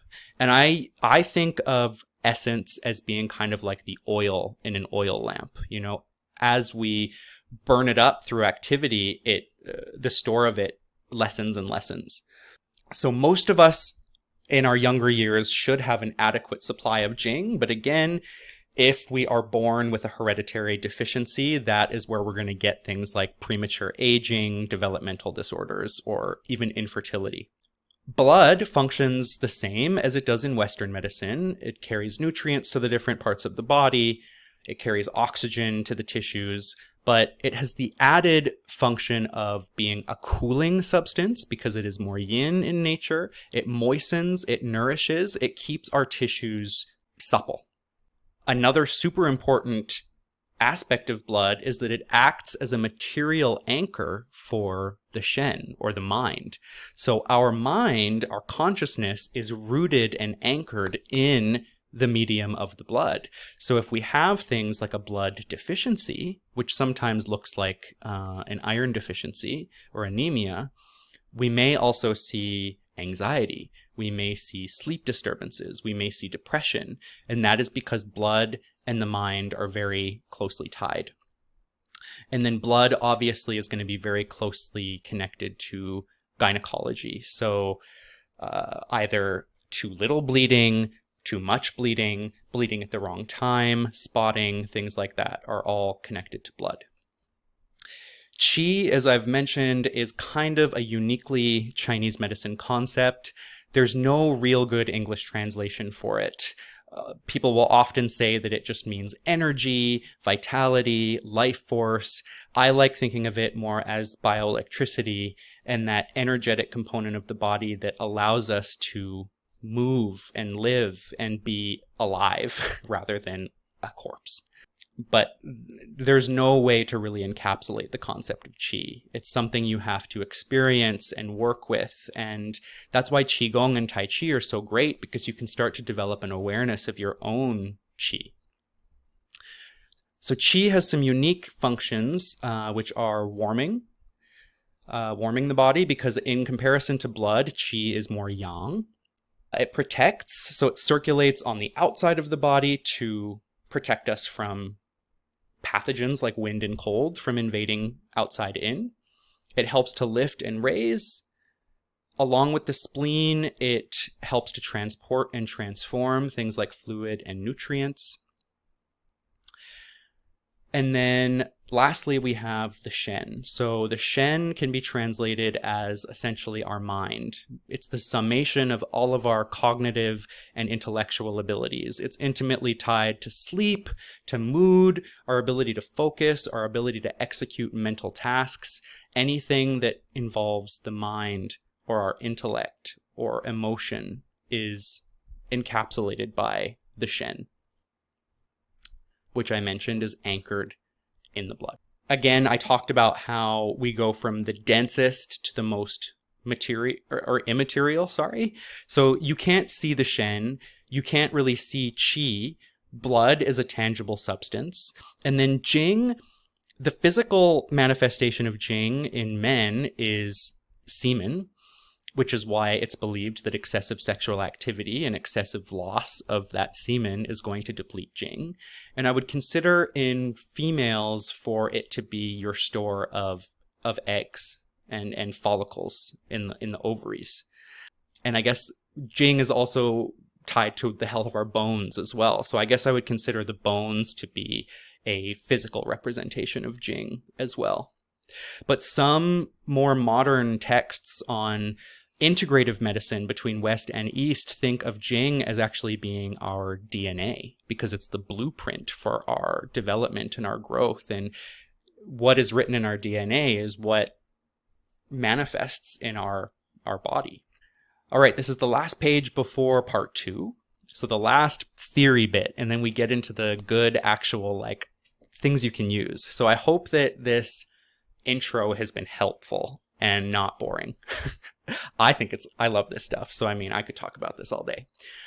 So the last thing you need to know about is the channels and acupoints. So a lot of you come in for acupuncture, but you might not actually know what we're working on.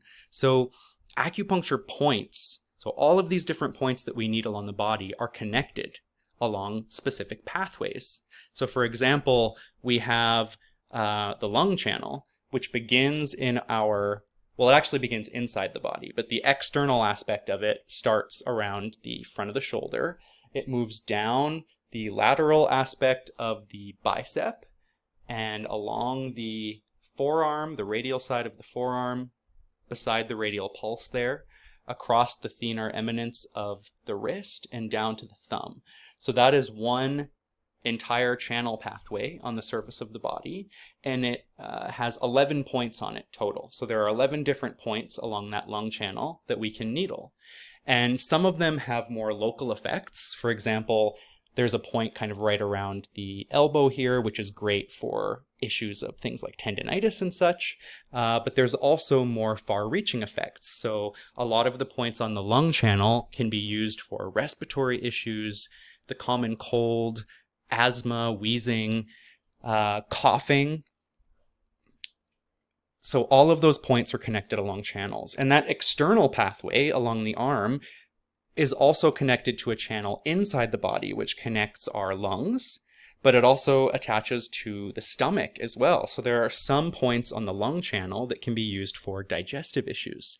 So that's the amazing thing about this interconnectedness of the channel system is as long as you are working on a channel that eventually connects to the area you're trying to treat, you can work quite far away from the issue. So for example, a lot of my favorite points for treating headaches and migraines are actually on the feet and in the ankles, because there are really long channels that go from the eyes all the way above the head, down the entire back, down the legs, and to the feet.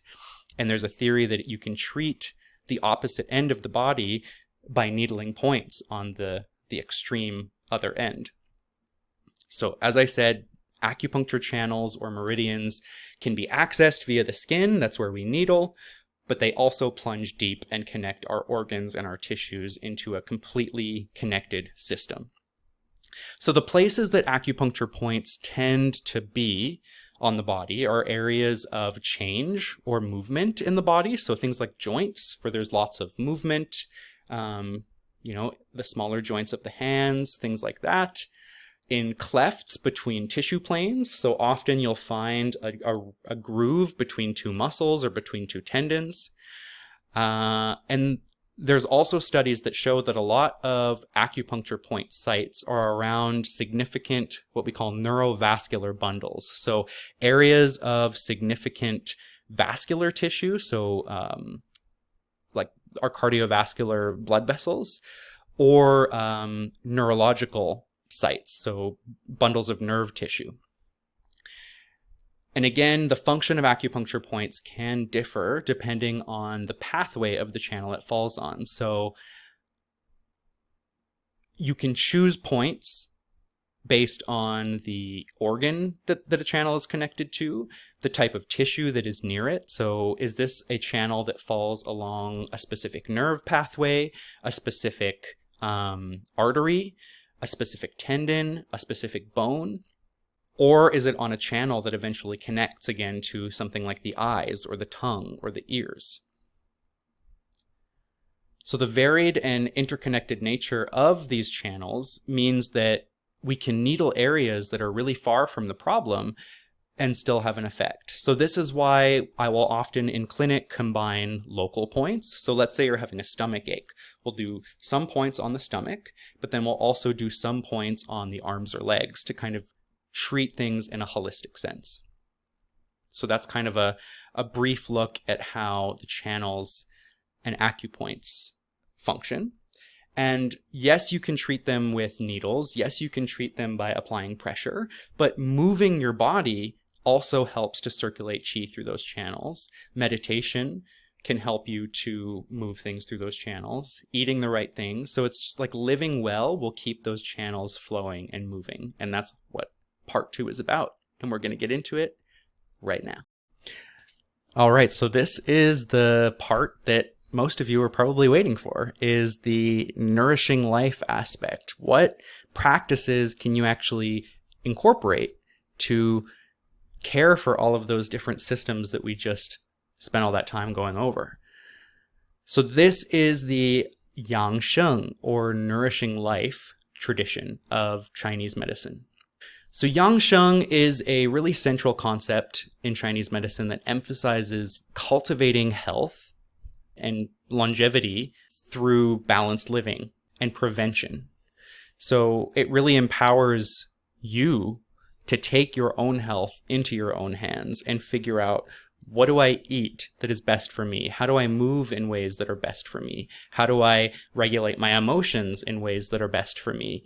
It encompasses all aspects of health: the physical, the mental, the emotional, the spiritual, and aims to balance everything across the board.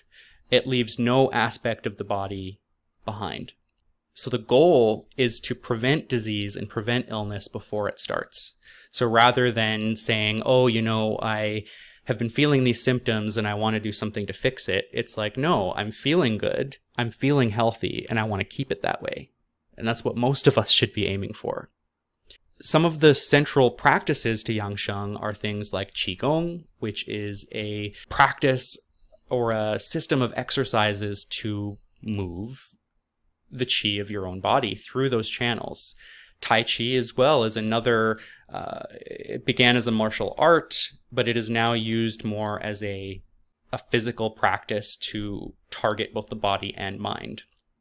And there are plenty of classes available in the city, and there are a ton of videos online, like countless videos. If you just type in Qigong for this ailment or beginner Tai Chi lesson, you will find tons of things for free.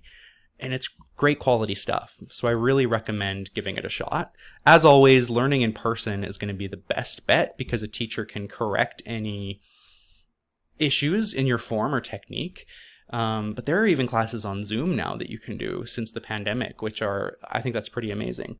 So apart from Qigong and Tai Chi, there's herbal medicine, acupuncture, dietary therapy, meditation, just all of these different lifestyle practices. And this system of yang sheng is ancient. They have discovered archaeological evidence for yang sheng practices in something called the Ma Wangdui silk manuscripts. And these were discovered in the Ma Wangdui tombs in Changsha. And I believe that these were unearthed in the 70s, but these manuscripts date back to the Western Han Dynasty. So around 200 BC. One of the most notable texts in these manuscripts were something called the Dao Yin Tu, which depicts therapeutic exercises, stretches designed to promote health and longevity. And these are the exercises that were eventually turned into modern Qigong. But these early texts illustrate that the principles of nourishing health and preventative care have been practiced in China for over 2,000 years, which is crazy.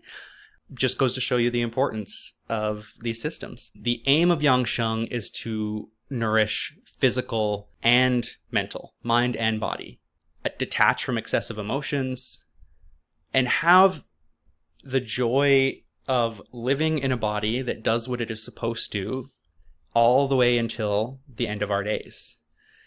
Generally, yang sheng practices can be categorized under a few categories. The first is simply avoiding behavior that causes harm to your mind, body, and spirit, and the mind, body, and spirit of others.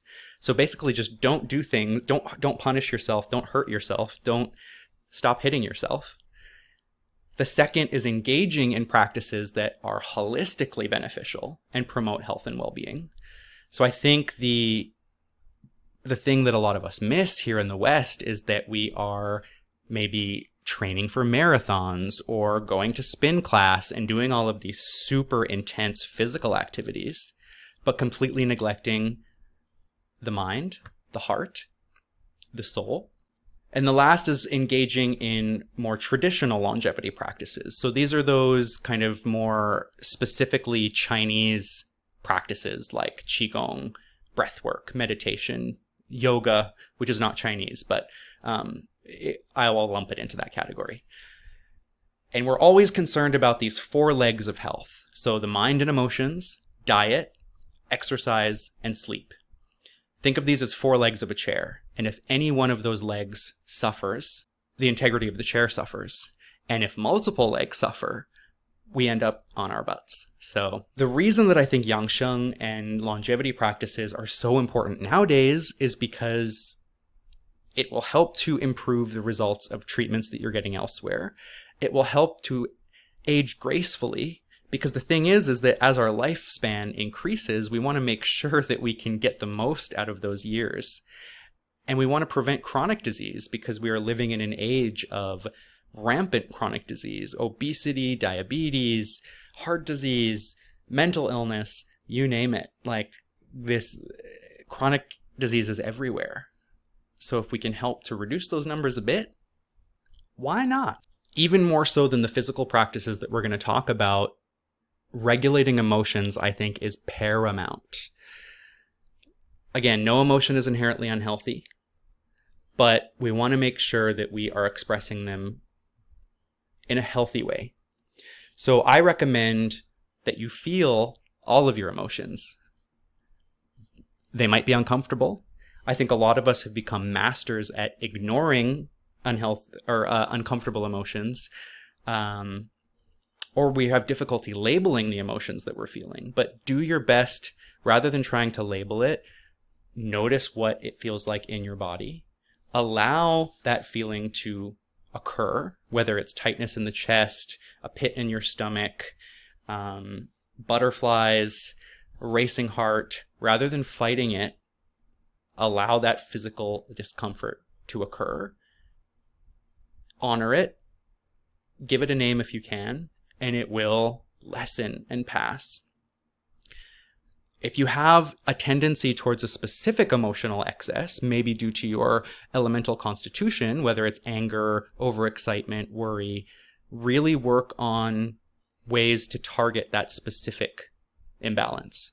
Anger management, cognitive behavioral therapy, or other types of therapy for worrying, just finding ways to work with those emotions that you are most prone to in a healthy way. I think it's also really important for us to question our cultural and societal beliefs around an emotion. Are you from a culture that glamorizes the intense display of emotion? I think that in the West, a lot of us glamorize like really passionate, over dramatic expressions of love. And we view jealousy almost as like a badge of honor. It's like good if your partner is super jealous and protective of you. Or is it the opposite? Like, are you living in a culture that has taught you to not show emotion and to keep your anger and your sadness and your fear behind closed doors and to not express that to the world? And challenge those cultural beliefs. Find healthy coping strategies. So rather than using numbing activities like Netflix or TikTok or alcohol or excessive sexual activity to just numb these emotions, use outlets to process them. Creative, physical, or go to therapy. Just find healthy ways to process these things. And remember that the purpose of feeling any emotion, they're meant to be temporary states.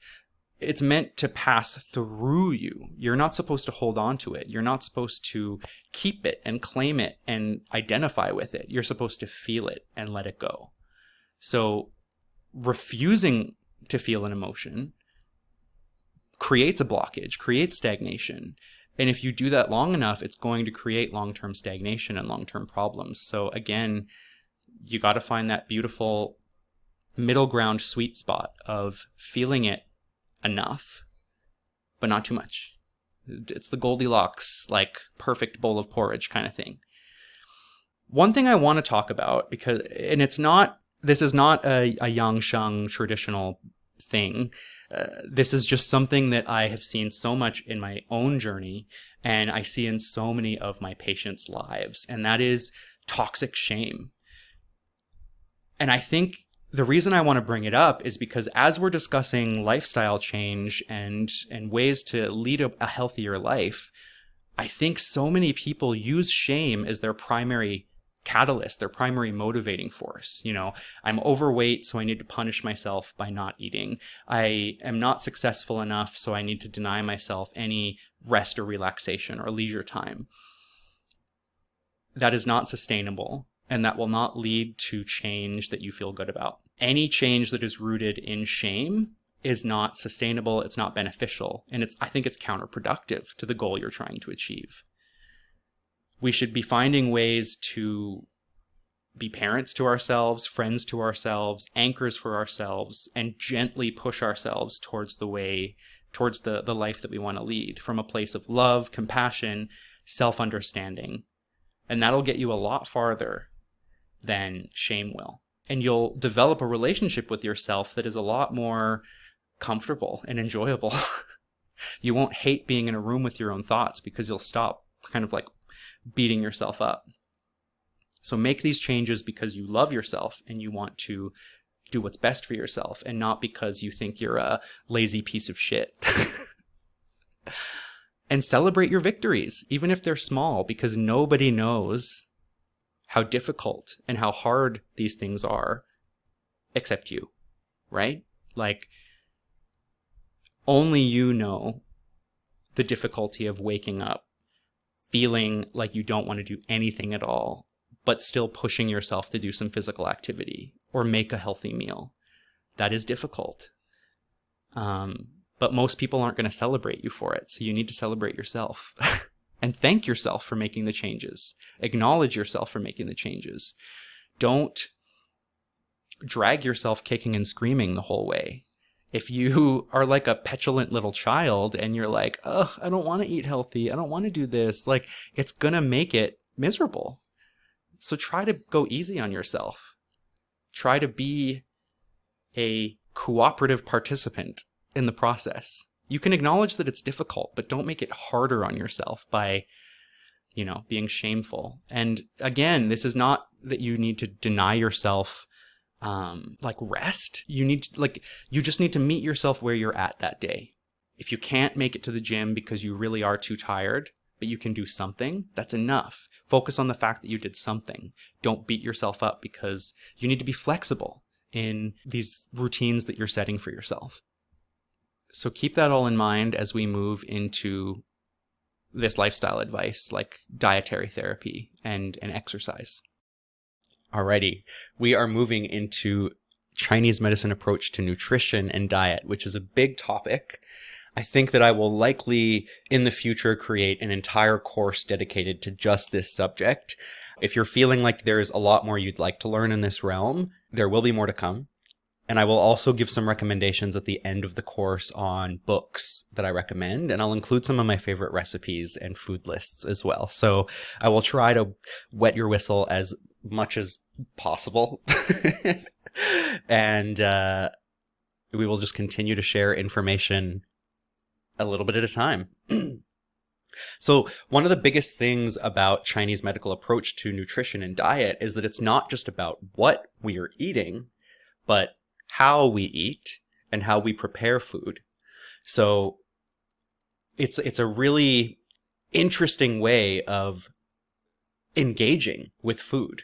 Like, I feel like these theories and these ideas have really changed my relationship to the process of cooking, the process of grocery shopping. Like, I see ingredients in a very different way. I see cooking tools in a very different way. I see the process in a different way. And it's great. So let's start with how to eat. A lot of these are going to sound really simple, but again, are you doing them? You should only be eating until you're about 75 to 85% full, most of the time. I'm not going to deny you the ability to go to a buffet here and there, or to go to wing night, but most of the time we're aiming for 75 to 85%. If able, I think that occasional fasting is good. I do think that intermittent fasting and skipping meals has become a little bit extreme in certain communities. And I think that it is a slippery slope to developing things like eating disorders. But I don't think that the human body was designed to consume 24/7 from morning till night. I think most of the time we should be giving our digestive system a break here and there. And that's not to say that you have to stop consuming anything. Maybe you limit it to just bone broth for 12 hours, 24 hours.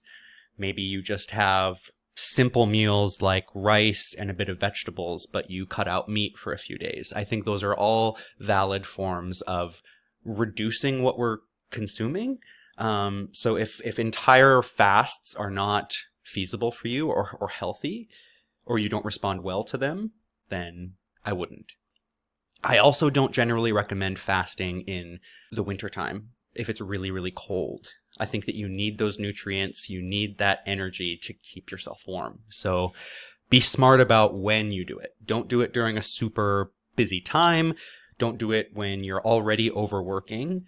Do it when you can pair fasting with something like rest and recovery. The reason that I do recommend fasting is that imposed calorie restriction has been shown to increase longevity, decrease rates of chronic disease, and reduce rates of obesity, mainly because you're in a caloric deficit. So all worthwhile things, but again, I understand that it's not for everybody. We should also be sitting down and eating at regular intervals and appropriate times. I don't think that we should be consuming foods past 7 p.m. generally, because the digestive system tends to be a bit weaker during that time of day. So getting your foods finished before that, I think, are a great idea. We want to eat slowly. We want to chew thoroughly. I know that I'm sounding like your grandma again. Chew your food. And make eating a relaxed process. If you are eating while angry, your food becomes poison. If you are eating while unfocused, your digestive system is not going to absorb things as well as it would if you just chill out, stop scrolling on TikTok, and just focus on the pleasure, the sensory joy of eating food. Use this as a chance to be grateful for the food that you have. Use this as a chance to fully be present in the moment. Food is meditation. Eating is meditation. You can use cooking as meditation. You can use the eating process as meditation. It is a super easy and amazing opportunity to be mindful, joyful in your body. Give it a shot. Don't eat in front of the TV. I also personally don't like to talk too much when I'm eating. Just me. Short walks, especially after eating and especially in the evening, are great. I don't know if you've seen that viral video going around of the elderly lady talking about how her and her husband take fart walks in the evening. You know, they walk around as an opportunity to get rid of that gas outside and not poison their poor partner with their broccoli farts. So try that. Go on fart walks. Soup or a warm drink like tea before and after a meal is great at helping to get those digestive juices going and then helping to break down heavier foods like fats, which is why if you go to dim sum, you're usually pounding back tea like it's nobody's business. So really the main theme through all of this is to be mindful, to be present, to not eat in a really high stress or high emotion state. Slow down. There's not too much to that, right? I think you can probably handle that. I don't think I'm asking too much. Now, what to eat is, again, this could be a whole course on its own. Generally, we want to be aiming for seasonal foods, fresh foods, whole foods. So going to the farmer's market and seeing what is in season at that time of year. Eating for the season helps to harmonize your body with the external environment and prevent illness.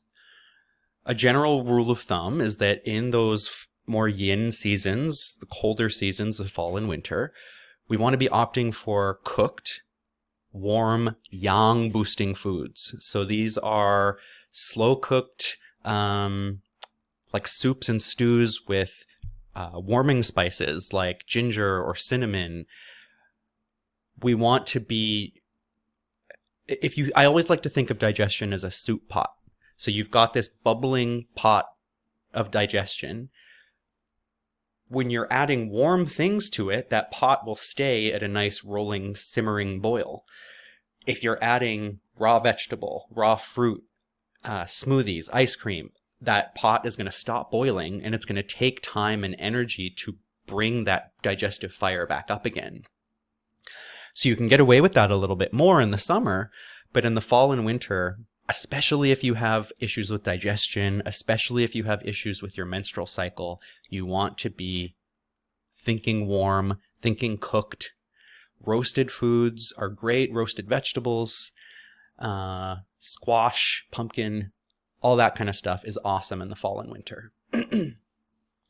Springtime is all about leafy greens, sprouts. If you think about the fact that that's the time where seeds are bursting open and things are coming and sprouting forth, sprouts are a great thing to eat at this time. Leafy greens. You can start incorporating a little bit more like raw fruits and vegetables, but again, don't overdo it. And then in the summertime, I think you have the most freedom to have, smoothies, watermelon, cold things to try and keep your internal heat managed. But I also think that if you're living in a really highly air-conditioned environment, you also can't be eating too much cold because you're already inundating yourself with artificial temperature. Think about the temperature of your home as well. If you're suffering without AC in the 30-degree heat, have an iced drink, have a smoothie. If you're in a 17-degree air-conditioned apartment in summer, you should probably still be eating warm things, if I'm honest. Variety is also one of the biggest things about Chinese diet and nutrition. You're trying to incorporate all 5 flavors. And if you go back up to that 5-element correspondences chart, incorporating all 5 flavors is going to help support all of your organs, all of the 5 elements, and keep things harmonious. You never want to be veering too much towards sweet or too much towards sour or too much towards bitter. You want to have a little bit of everything. You also want to incorporate a decent amount of bland foods. I know that people really like to pound on the Frank's hot sauce and the Valentina hot sauce and the spices and all of that. But sometimes what the body needs is just like steamed vegetables, light spices, plain rice. That is really helpful for your digestion. So if you're suffering from things like, poor digestion, acid reflux, things like that, sometimes it's about chilling out with the spices and the seasonings. I know I'm going to get a lot of hate for that, but try it and then fight me. Again, I'm going to belabor this point again and again. Warmed, cooked food is generally what we recommend all through the year in some degree. Blood-building foods are also super important for folks that menstruate because you're losing blood every month. And then just in general, because unfortunately, most of the food that we have access to nowadays is not very good quality. And a lot of people have a Chinese medicine described blood deficiency. So we're seeing things like paleness of the skin, fatigue, sleep issues, mild anxiety, dryness of the skin. A lot of those jobs of blood in terms of anchoring the mind, moistening the body, cooling things down are not being done well because we're not eating good foods to keep blood nourished. So this is going to be generally your iron-rich foods, so red meats, leafy greens, beans. Red foods are also great, so beets, cherries, anything that's a deep red color. Bone broth is also my favorite, and I will include a recipe for my Instant Pot pressure cooker bone broth because you can whip up a batch of it, a huge batch, in like 2 to 3 hours. So easy. You can use it in cooking. I will, in the winter, just drink it in a mug. It's delicious. My sleep quality improves. My digestion improves. It's one of the best things in terms of helping to boost fertility. I even try and convince my vegans and vegetarians to once a year be willing to incorporate some bone broth. You can use, I don't know, grass-fed organic bones from cows that get massages every day. I don't care.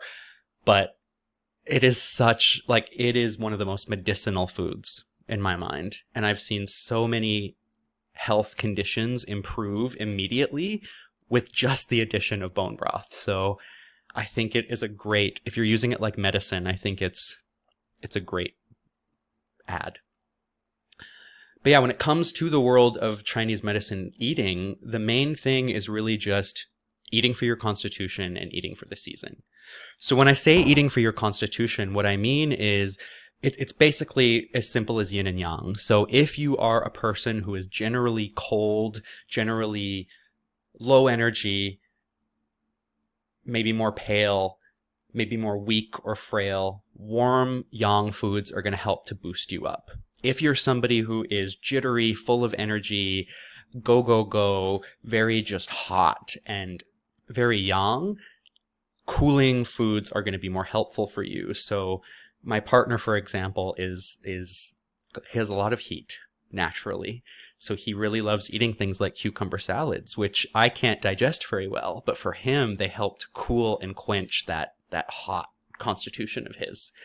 So it's as simple as kind of knowing yourself and using yin and yang theory to counter whatever your dominant energy is.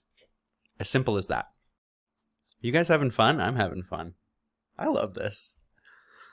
Let's look at the 5 flavors, the pros and cons, because you can have too little of a good thing, but you can also have too much of a good thing. So as with everything Chinese medicine, keep it in the middle and you can do no wrong.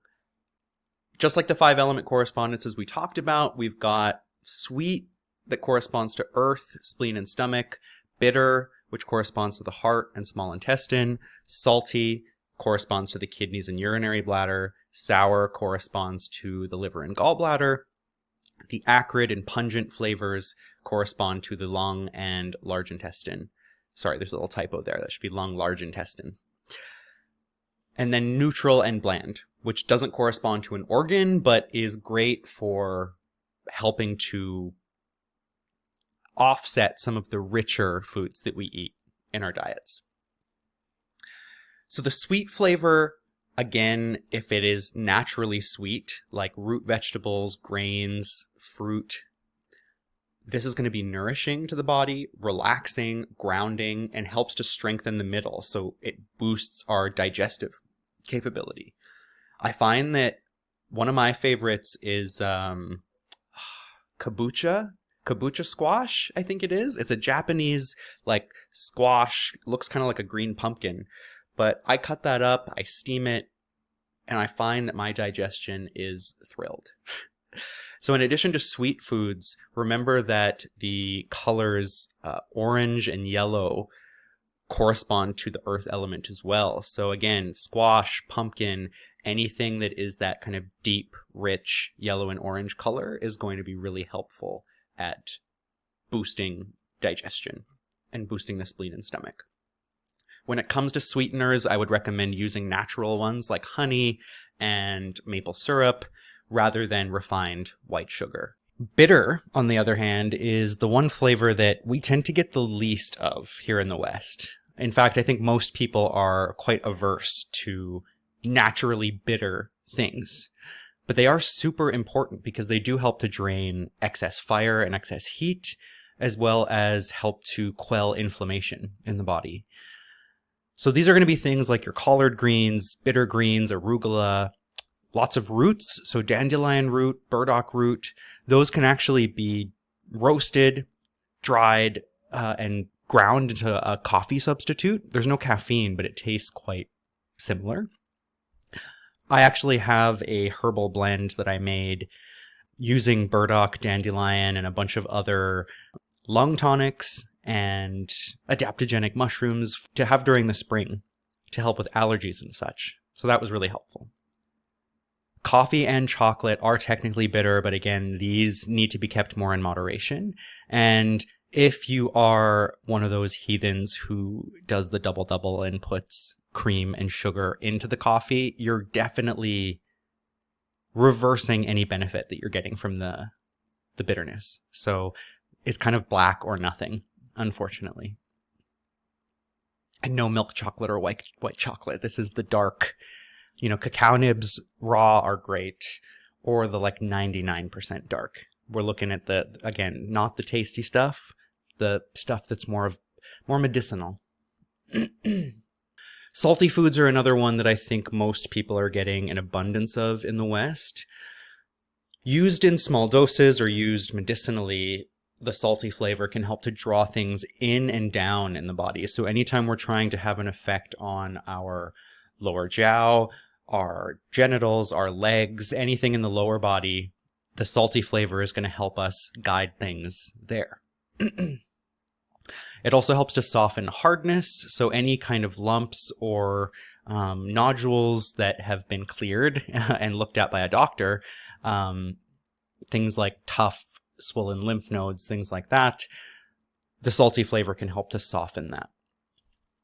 Also, accumulations in like the abdomen, so if you have things like fibroids or cysts, saltiness to some degree can help with that, but that's going to be more the herbal side of things than diet. But when we're looking to incorporate salty things, this isn't like salty potato chips, which I would love. It is more of things like seaweed, kelp. Miso is great, so buying miso paste and making like a miso broth, or just adding it to vegetables, soy sauce, pickles, things like that. Sour is another one that I think people could probably do with a bit more of. It's astringent, absorptive. It's going to affect the liver and gallbladder. In small amounts, it's going to help to contain fluid, contain essence, and counteract fatty and greasy foods. So our vinegars, lemons, pickles, sauerkraut, fermented foods, things like that. Tamarind as well. The thing is, though, is that given that the sour flavor is astringent and draws things inward, if you have a common cold, it's actually not a good idea to have lemon, because lemon is cold and lemon is astringent. So if you have a wind cold, so you're, runny nose, a little bit of a cough, chills, things like that, lemon is going to draw that pathogen deeper. Whereas a better choice would be something that's going to release the exterior or promote sweating. So a diaphoretic. So something like ginger is going to be a lot better of a choice to combat a common cold. So I know that yes, lemon is antibacterial, and maybe for something like a heat invasion, lemon might be a bit more beneficial, but for just the regular common cold, especially in Edmonton, I don't think lemon is a great choice. So, but again, you're going to hear different opinions from your Western doctor, from Chinese medicine. Ayurvedic medicine is another holistic form of healing, but it does have certain beliefs that contradict Chinese medicine. So you got to try things out and see what works. In my own experience, Chinese medicine has always come out on top in terms of the things that I've tried. I don't get sick very often. And when I do, I recover very quickly. I mean, knock on wood, of course. But yeah, I feel resilient. I feel like I can move through the seasons with a lot more confidence that I'm not going to come down with those bugs that are going and ripping through everyone. I technically haven't even tested positive for COVID yet. I've never had a reason to. So I think that's pretty impressive as well. So for me, Chinese medicine is always going to be the VIP. The acrid and pungent flavors affect the lung and large intestine. This can be broken into acrid hot and acrid cool. So our acrid hot foods are going to be our garlic, scallions, ginger, things that are more invigorating and promote qi and blood circulation. So great for things like blood stasis. Great for things like promoting sweating to kick out a pathogen in the early stage of a cold. The cool side are going to be more cooling pungent herbs. So things like mint, I think basil would probably fall in this category, radish, fennel. Well, fennel's warming. Yeah, there's definitely not as many cool that I can think of off the top of my head, at least. A lot of people do tend to mix up acrid, warm, and warming foods. So warming foods are more gentle. They're not going to cause that invigoration of qi and blood as strongly. They're not going to get you sweating. Warm foods and are essentially just like warm cooked root vegetables, things like that. They're going to help to nourish digestion and warm your digestive fire. Whereas acrid and pungent herbs they're hot, they're spicy, but they're not warming. They're more invigorating, and they just serve a different function. So when I'm recommending that you eat warm foods to support digestion, that doesn't mean having like hot Cheetos or hot ramen. Like spicy is not warming in the same way, if that makes sense. And then the neutral and bland flavor doesn't correspond to a specific organ per se. I would say it does benefit the spleen, because the spleen enjoys dryness. So anything that is bland and dry, like one of my favorites is Melba toast or like whole grain crackers. That is something that's going to help to counteract some of the richer foods that we have in our diet, some of the more heavily seasoned foods that we have in our diet. And I know that there's probably fingers pointing at me, the white guy telling you to not season your food. Use seasoning, use flavoring, but especially if you're someone with a hot constitution already, or sleep issues or anxiety, you want to be careful with really spicy things, because that can aggravate. Really spicy stuff is going to aggravate the shen in the mind, and it can lead to a feeling of just restlessness. So be careful. Let's also look at the flip side. So, I mean, we've talked about how the flavors are beneficial when used in moderation and in combination with each other. We also need to talk about what happens if you have too much of a good thing. So, sweet, an excess of sweet, especially if it's like refined sugars or syrups, sodas, this is going to cause dampness and phlegm to accumulate. So that can look like phlegm in the lungs. You can be coughing and clearing your throat. It can be nasal mucus, so you might get runny nose. You might see an increase in like mucousy discharge. So that could be vaginal discharge, that could be earwax, that could be mucus showing up in your bowel movements. It's not great. And then also remember that dampness is heavy and sticky and cloying, so you're going to feel potentially weak, sluggish, lethargic, low energy, kind of like you're moving through water. So again, you got to be careful with the sweet flavor. Bitter in excess is overly drying. And I know that I mentioned that most people have not much bitter or not enough bitter. The only time I think that it's kind of an issue here in the West is when people are using detox supplements. Like I've seen these like 7-day liver cleanses that have like supplement pills that you can take that have really high doses of these strong, bitter, and cold herbs. I really don't think most people need that. If you're somebody who has liver fire or liver heat, sure. But 9 times out of 10, your liver is going to do a fine job clearing itself. So be careful with these like detox teas and detox blends. Look at the ingredient list and then use some kind of reference to figure out if the majority of herbs are really energetically cold, really energetically drying, because that is going to damage body fluids, it's going to damage yang, and it's going to damage your digestion. So just be careful with herbal supplementation over the long term. You know, in the short term, like I think 3 to 5 days to a week is probably okay. But if you're taking these kinds of really bitter supplements like for months, certain things are not meant to be taken really long term. So just be careful. I'm going to keep saying that. Salty, I think we know this from Western medicine, can lead to urinary issues and high blood pressure if taken in excess. So most of the time, as long as you're not adding too much extra salt to your foods, as long as you're not eating too many like pre-made meals, you're usually in the clear. And there's lots of great sodium-free seasonings that you can get out there. Miss Dash? I don't actually use that, but I think that's salt-free. Sour can be overly astringing, overstimulate the liver, and can also draw pathogens deeper. So again, be careful with sour. If you are somebody who's a wood type constitution or prone to irritability, the sour flavor might, in excess, cause that problem to become worse. So no snacking on Sour Patch Kids if you are grumpy because you'll get more grumpy. Acrid and pungent foods, again, if used in excess, can deplete qi and blood because they're overly invigorating.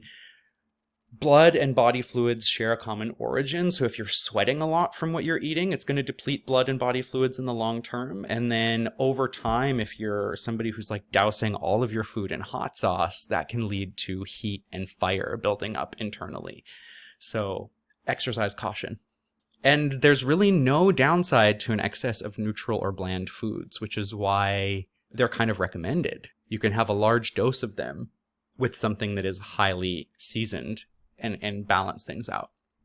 Cravings are sometimes a clue as to what organ is imbalanced. So, for example, if you're craving sweet foods all the time, you're constantly reaching for carbohydrates and refined sugars, what you maybe want to do instead is start incorporating some of those root vegetables, some of those yellow and orange foods into your diet instead, and see that if consuming those over the long term is going to help you quell those cravings for the more refined sugars.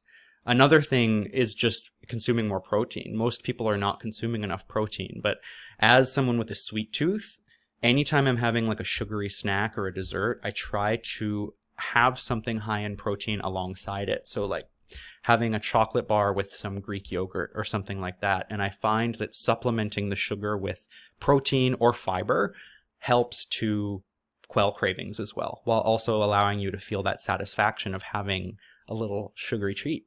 Yes, so that's cravings. Continuing on the nutrition train, when we're looking at foods and trying to simply break them down into kind of yin or yang, there's a few key things we can look at. So yang foods tend to be more sweet, spicy, pungent, and have colors that are red, orange, or yellow. Red meat is also quite yang in nature. There are different kind of categorizations of which meat is more cooling, and lamb and goat tends to be quite hot, whereas pork tends to be a bit more cooling. But red meat in general is more hot and yang in nature. Seafood, it kind of depends. I believe shrimp is considered hot, whereas like clams tend to be more cool. I'd say most fish is going to be a bit more yin in nature just because of the fattiness and omega-3s in there. But there are some great apps you can look at where you can just look up the food and it'll tell you whether it's hot or cold and then which of the 5 flavors that it belongs to. I use TCM Clinic Aid, and there's a dietary add-on that you can buy, and I use it quite frequently. You can also add more yang to a food by cooking it in certain ways. So any food that is prepared with heat is going to add some yang, but preparation methods which are considerably more yang in nature are frying, pan frying, roasting, stir frying, broiling, barbecuing, grilling, smoking, things like that. Anything that's not really adding a lot of liquid. Whereas yin foods tend to be more bitter, more salty, high in moisture content, and are cool toned. So purples, blues, greens. Dairy products are also quite yin in nature. They are also quite mucus forming. So one really great thing that I've learned from Ayurvedic medicine is that you can take milk and heat it up to essentially like scalding on the stove, and then add warming spices like your chai spices, so star anise, licorice, black pepper, and things like turmeric as well. So adding turmeric to milk to make like a golden milk is a great anti-inflammatory. But dairy products on their own are, they're yin, but you have to be careful. I'd say yogurt is one of the best at giving you that yin aspect without overly causing things like dampness or phlegm to accumulate. Fruits and vegetables are more yin in nature. This is why if you are somebody who is vegan or even vegetarian, or especially if you're somebody who's eating like a raw diet, which I would not recommend, is you need to really utilize spices and seasonings to get those 5 flavors in. So counteracting the yin aspect of the fruits and vegetables and tofu with ginger, garlic, turmeric, warming spices that are going to help to balance out that energetic property of the meals that you're eating. Uncooked and raw foods are automatically more yin in nature, but there are also some cooking methods that are more yin in nature. So again, lots of liquid generally. So boiling foods, blanching, poaching, steaming, and pickling in salt is also considered to be a yin method of preparation as well. So that's kind of our look at food. And I will include some food lists and some recipes that you can consult as well. There's a couple books that I would recommend. One of them is called The Tao of Healthy Eating. And I will have to look up what the other book that we used in school was. But there's some great recommendations out there. And then, like I said, apps are very, very helpful nowadays too. But that's as deep as we'll dive into food. Let's jump into tea. So tea has a rich history dating back thousands of years in China. It originated as a medicinal beverage in the Shang dynasty. So this is around 1600 to 1046 BCE.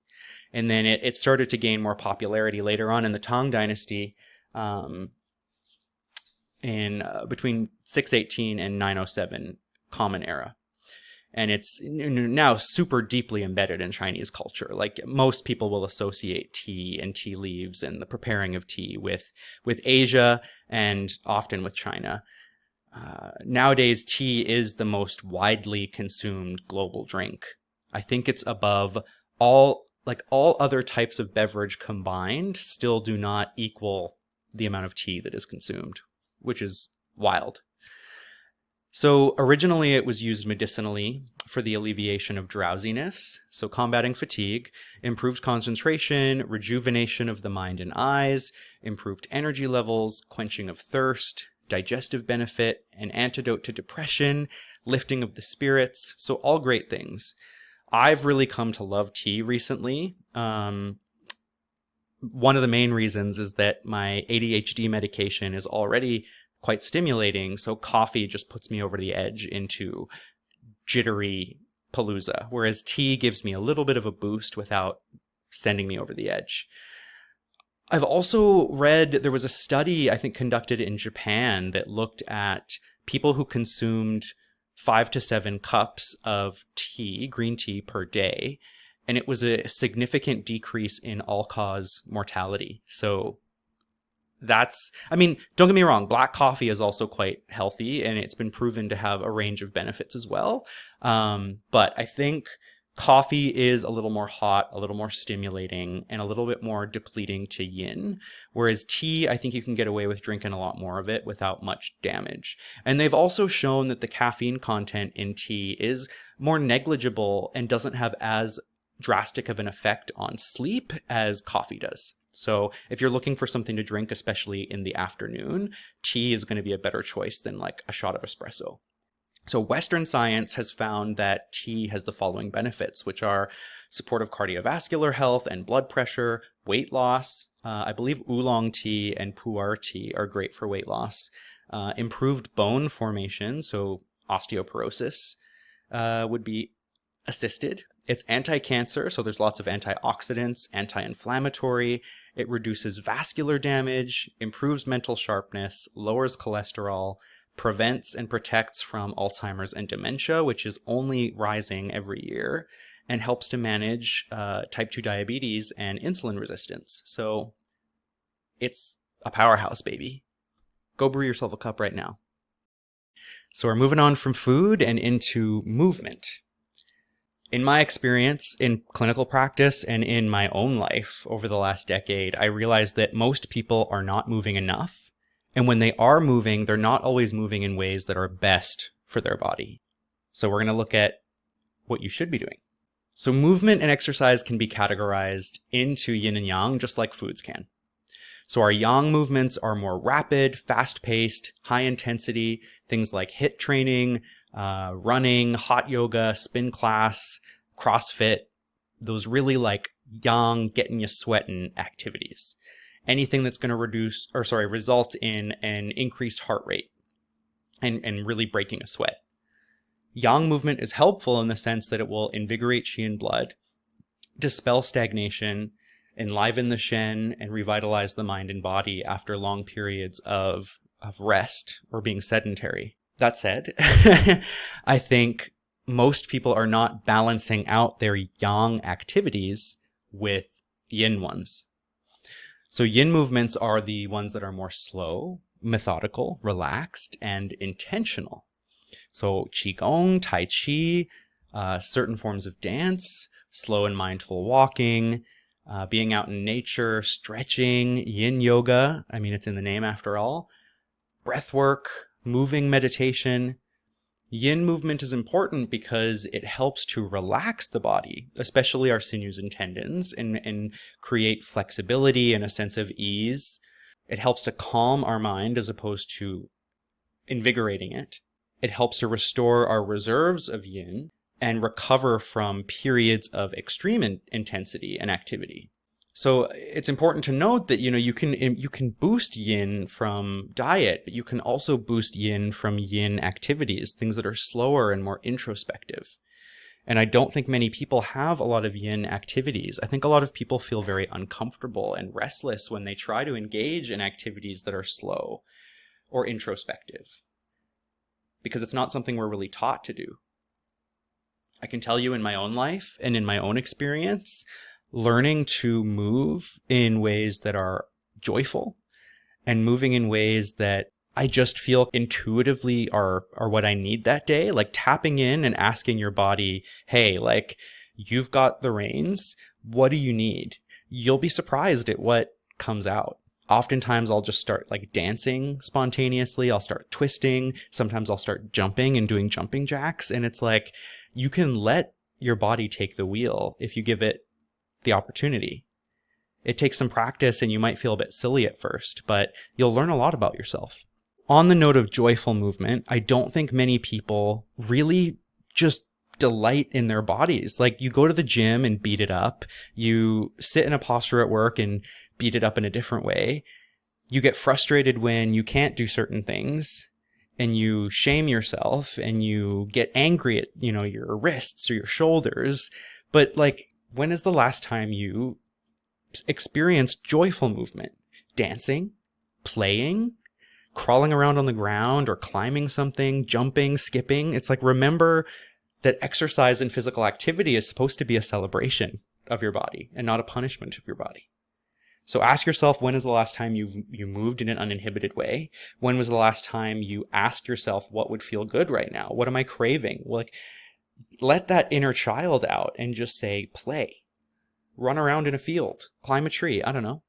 I can tell you it's one of the most healing things I've ever done for myself. And I think that this is the goal of a lot of somatic therapies, is just getting you in touch with your physical form again and tuning in to what your body is telling you. Like, you get so much information from the things your body communicates to you. And I think a lot of people would rather just ignore it and move on. But like, you will enjoy life so much more if you start to pay attention.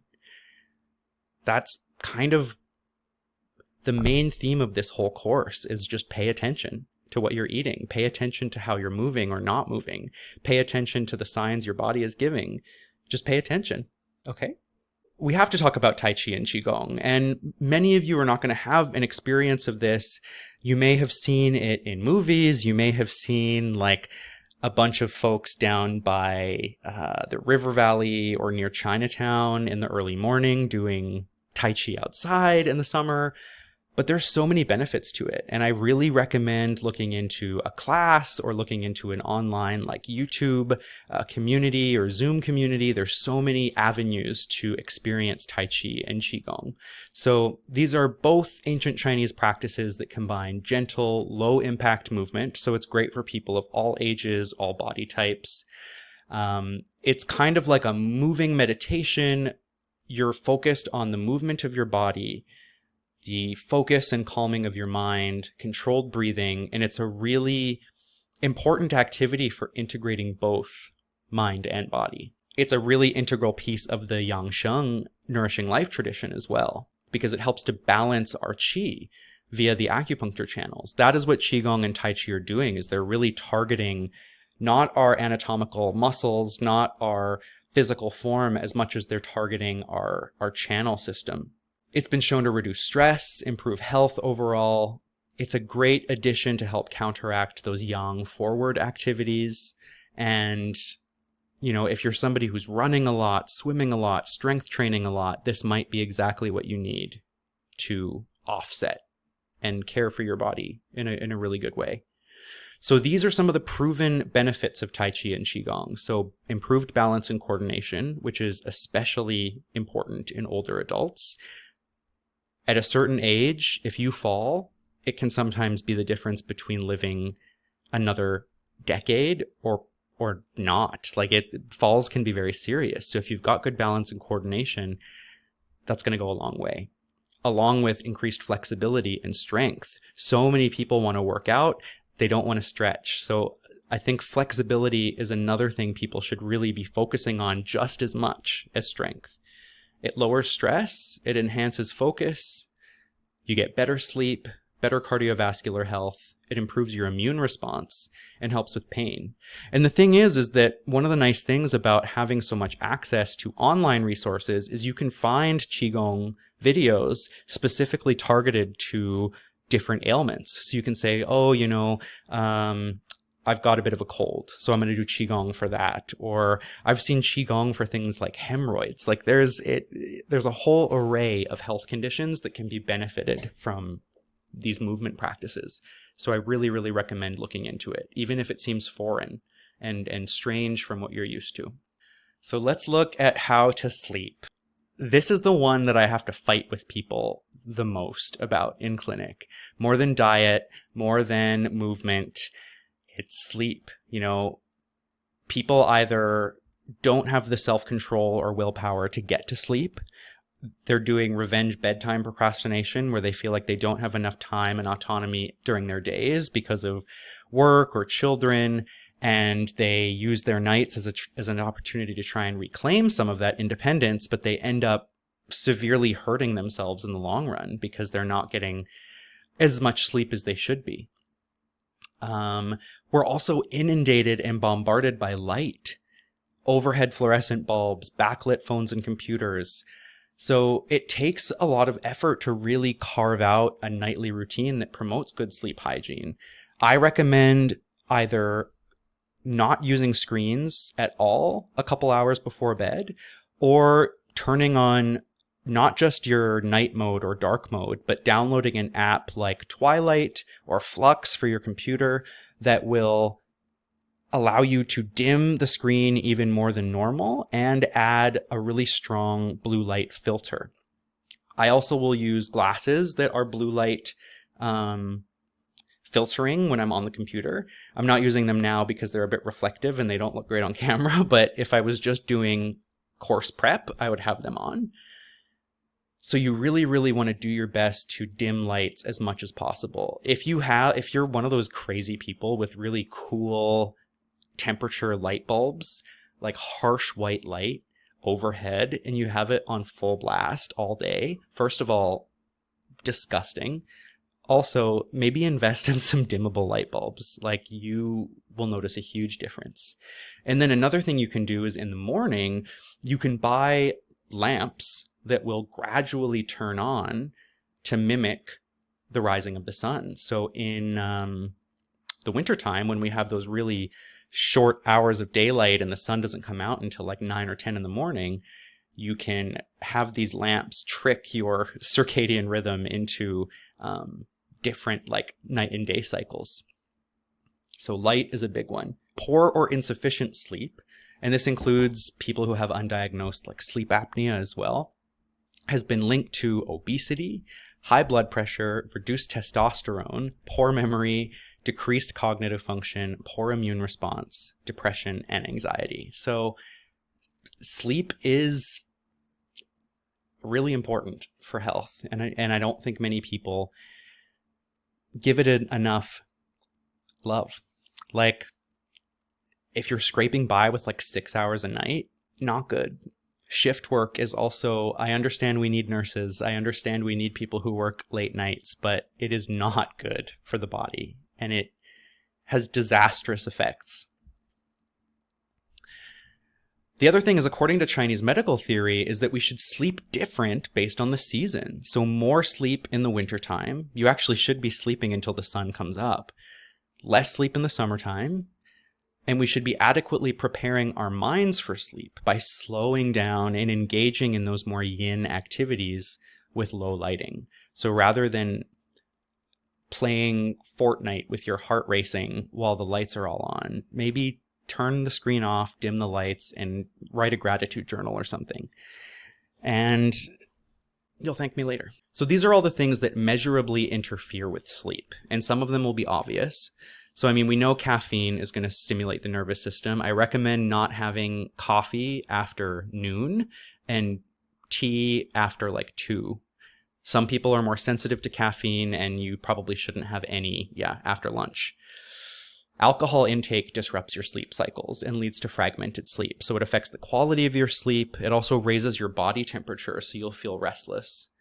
Late night eating. So this is why I recommend not eating after 7 p.m. or having midnight snacks, because you can get things like discomfort of the abdomen, indigestion, acid reflux, blue light exposure we've talked about, and a regular sleep schedule as well. As much as humanly possible, you want to try and stick to a regular sleep schedule, even on the weekends. So, I mean, I'm generally in bed by like 10:30, 11, usually awake by 7:30-ish. High stress levels, which I think a lot of people have, does boost cortisol levels, which can keep you awake too. So if you're suffering from insomnia, or you're waking up too early in the morning and not able to get back to sleep, that can be a symptom of high cortisol levels.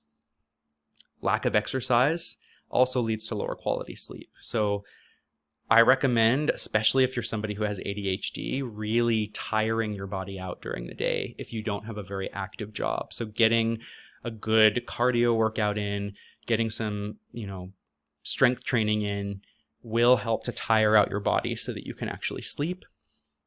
And then smoking habits. So nicotine is a stimulant, which will affect sleep. So vaping, nicotine gums, nicotine patches, any form of nicotine, it's going to function like a stimulant.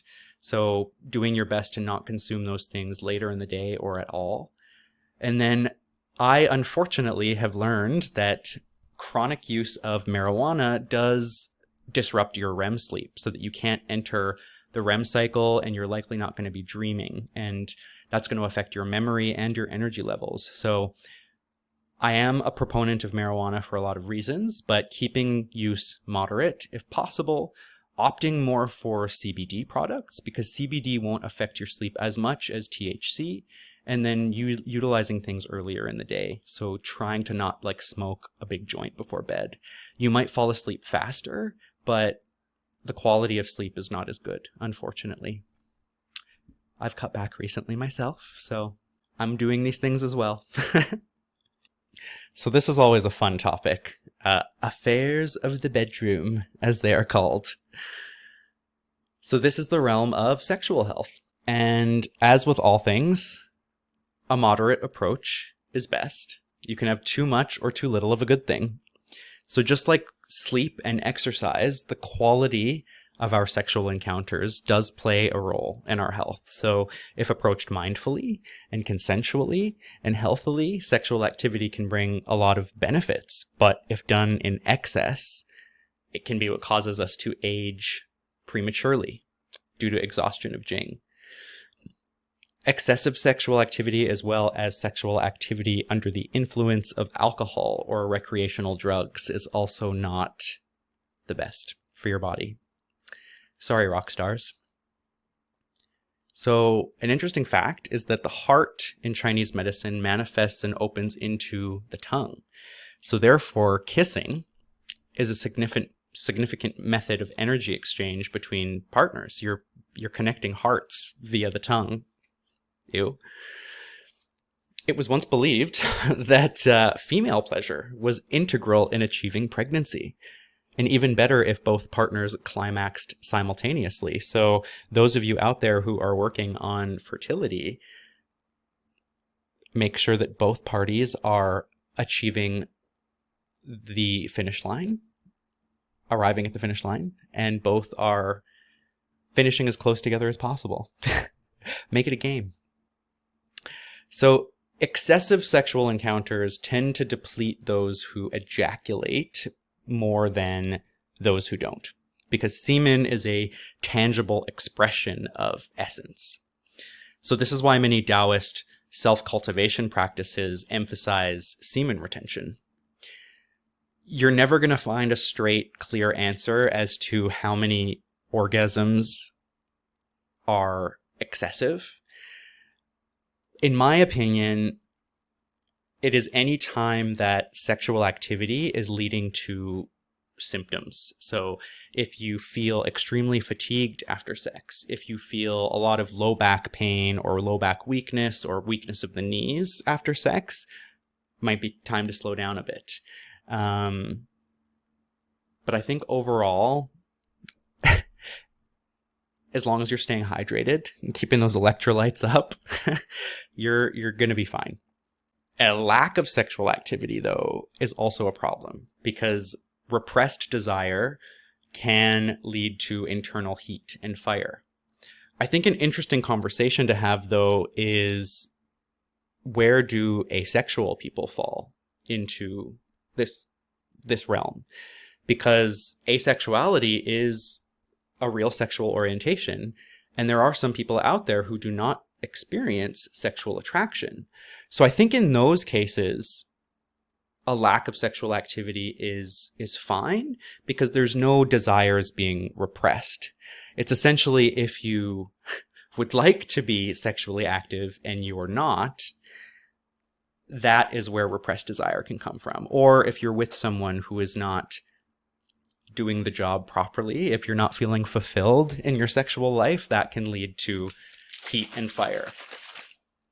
So ancient medical texts focus solely on the union of men and women, but I do believe that sexual intercourse is always an exchange of energy between partners.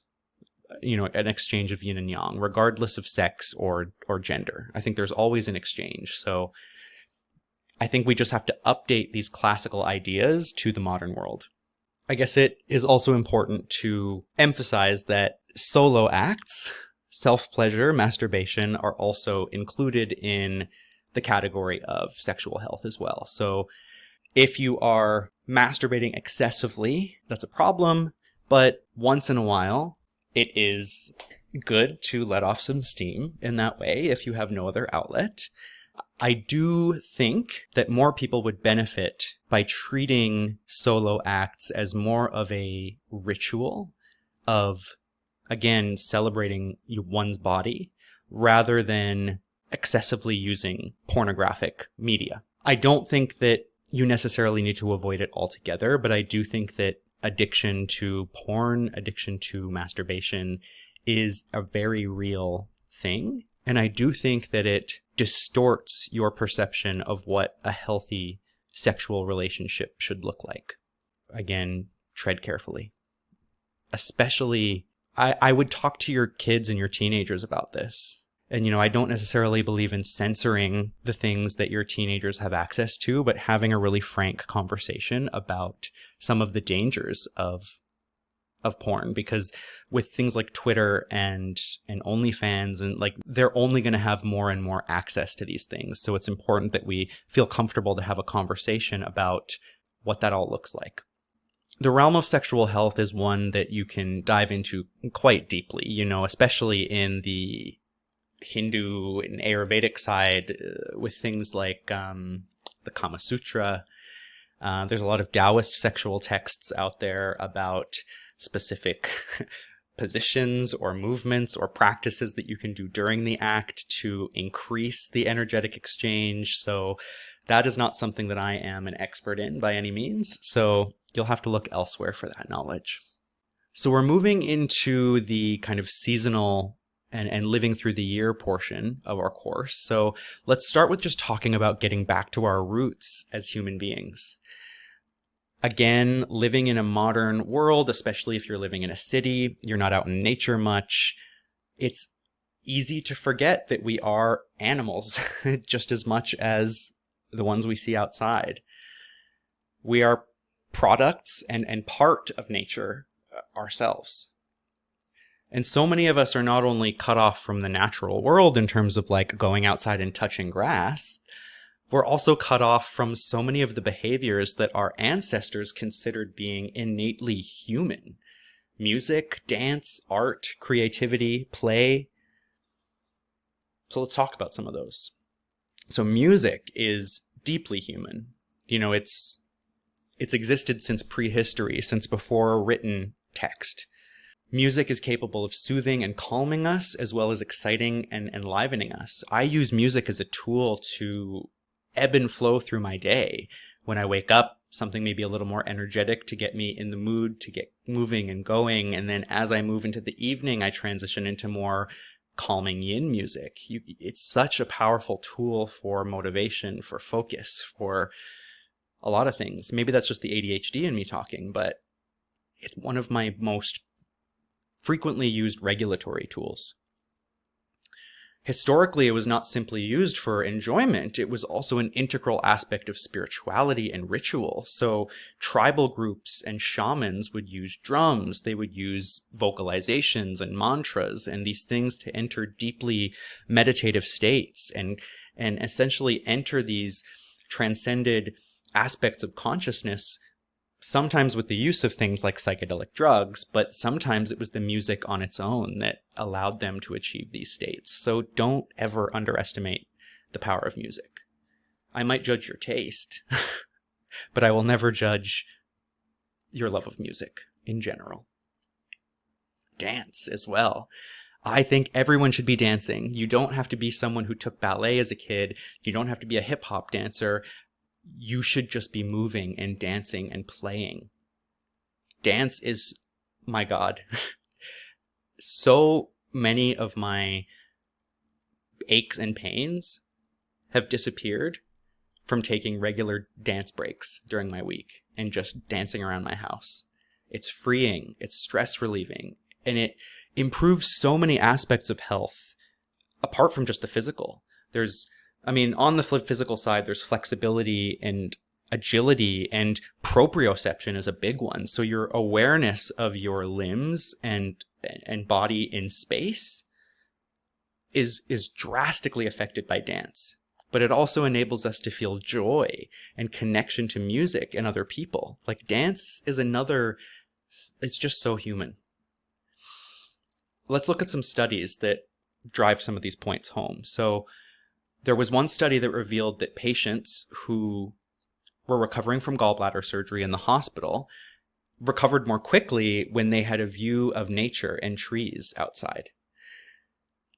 Looking at even slides or photographs of nature has an effect on the human mind in a positive way. So, you could change your desktop background to a nature scene. You could get a little potted plant to put on your desk. It doesn't take much to get those benefits from nature. And I'm so happy to hear that so many of my patients have gardens and get outside and put their hands in the dirt, because that connection to nature is so grounding. It's been shown that contact with nature for as little as 10 minutes can improve concentration and self-discipline. Think about how this might affect folks with attention disorders like ADHD. I know that going camping, going hiking, and being outside really helps to regulate my nervous system and help me to feel a sense of calm. And I think everyone benefits from that. Living near natural spaces and cultivated green spaces also reduced aggression and crime rate. It's been shown that adding plants to one's office or one's home can reduce blood pressure. In terms of music, there have been countless studies that have shown that music can improve mental health, decrease stress, and improve your immune response. And music therapy is a growing field of research. I know that there was a couple acupuncturists that were part of a clinical trial at the Stollery, and some were doing acupuncture with kids, but there was also a musical therapy portion. And I believe that it was so positive and so effective that they kind of upgraded it to its own study and its own program, because it was having such good effects that they wanted to study it in a vacuum. And then when looking and comparing the benefits of different physical activities, from swimming to cycling, and then other mental activities like board games or reading, dancing was associated with the greatest reduction in dementia risk. So get up and wiggle. All right, so we're going to go through the seasons one by one and learn about how we should shift our lifestyle all through the year so that we're not doing the same thing 365 days out of the year. Winter is the most yin season. It's yin within yin. So our energy, given that this season is connected to the kidneys, our energy is moving in and down. This is a time of rest, a time of conservation. So embrace that kind of hibernation energy as best as possible. Stay as warm as possible and do less. Take stuff off your plate. Don't do as many activities. Focus on the slow life and recharge and replenish your resources before the coming year. I don't know if you've heard of hygge. I don't know how to pronounce it. It's a Danish word, a Danish concept that describes embracing the cozy and comfortable mood of wintertime. And this isn't in an effort to combat seasonal depression. It's, rather than gritting your teeth and like complaining the whole way through winter, especially in a city like Edmonton, you embrace the slowness, you embrace the comfort, the coziness, and you really just allow that to replenish you. Winter's a lot more enjoyable that way. I can tell you that. And again, we're going to be avoiding our cold and raw foods. If you're somebody who has smoothies for breakfast, I would stop it as soon as that first snowflake touches the ground. That is for sure. You're going to opt for warm cooked foods, warming spices, soups, stews, da-da-da-da. It's important to remember, I don't know if I mentioned this in the disease cause lecture, but cold, it can invade via the nose and mouth. So that's where you're going to get like an upper respiratory infection. But from a Chinese medicine perspective, cold can also bypass the lungs directly to the stomach. That's where you're getting like cramping pain in the abdomen, vomiting, or diarrhea. But unfortunately for women, it can also invade directly via the vagina into the uterus. So it might sound goofy, but you don't want to be wearing short skirts in the wintertime. You want to be covered up as much as possible. Another thing to remember is that in the wintertime, we want to be wearing scarves because our taiyang channels, so our urinary bladder and small intestine channels, run along the back of our neck. And that is one of wind and cold's favorite place to lodge itself. So if you're getting an external pathogenic invasion, that is often one of the first places that's going to be affected. And that's why you get that kind of stiff, achy feeling when you're starting to come down with something. So keep your neck covered, especially if you're somebody who is doing activities that are making you sweat, which you shouldn't be doing much of in the winter. Also, for those who are doing swimming or showers, please do not go out in the winter air with wet hair. That is a surefire way to start developing neck and shoulder tension, headaches and migraines. It's not ideal. So do your best to dry your hair as best as possible.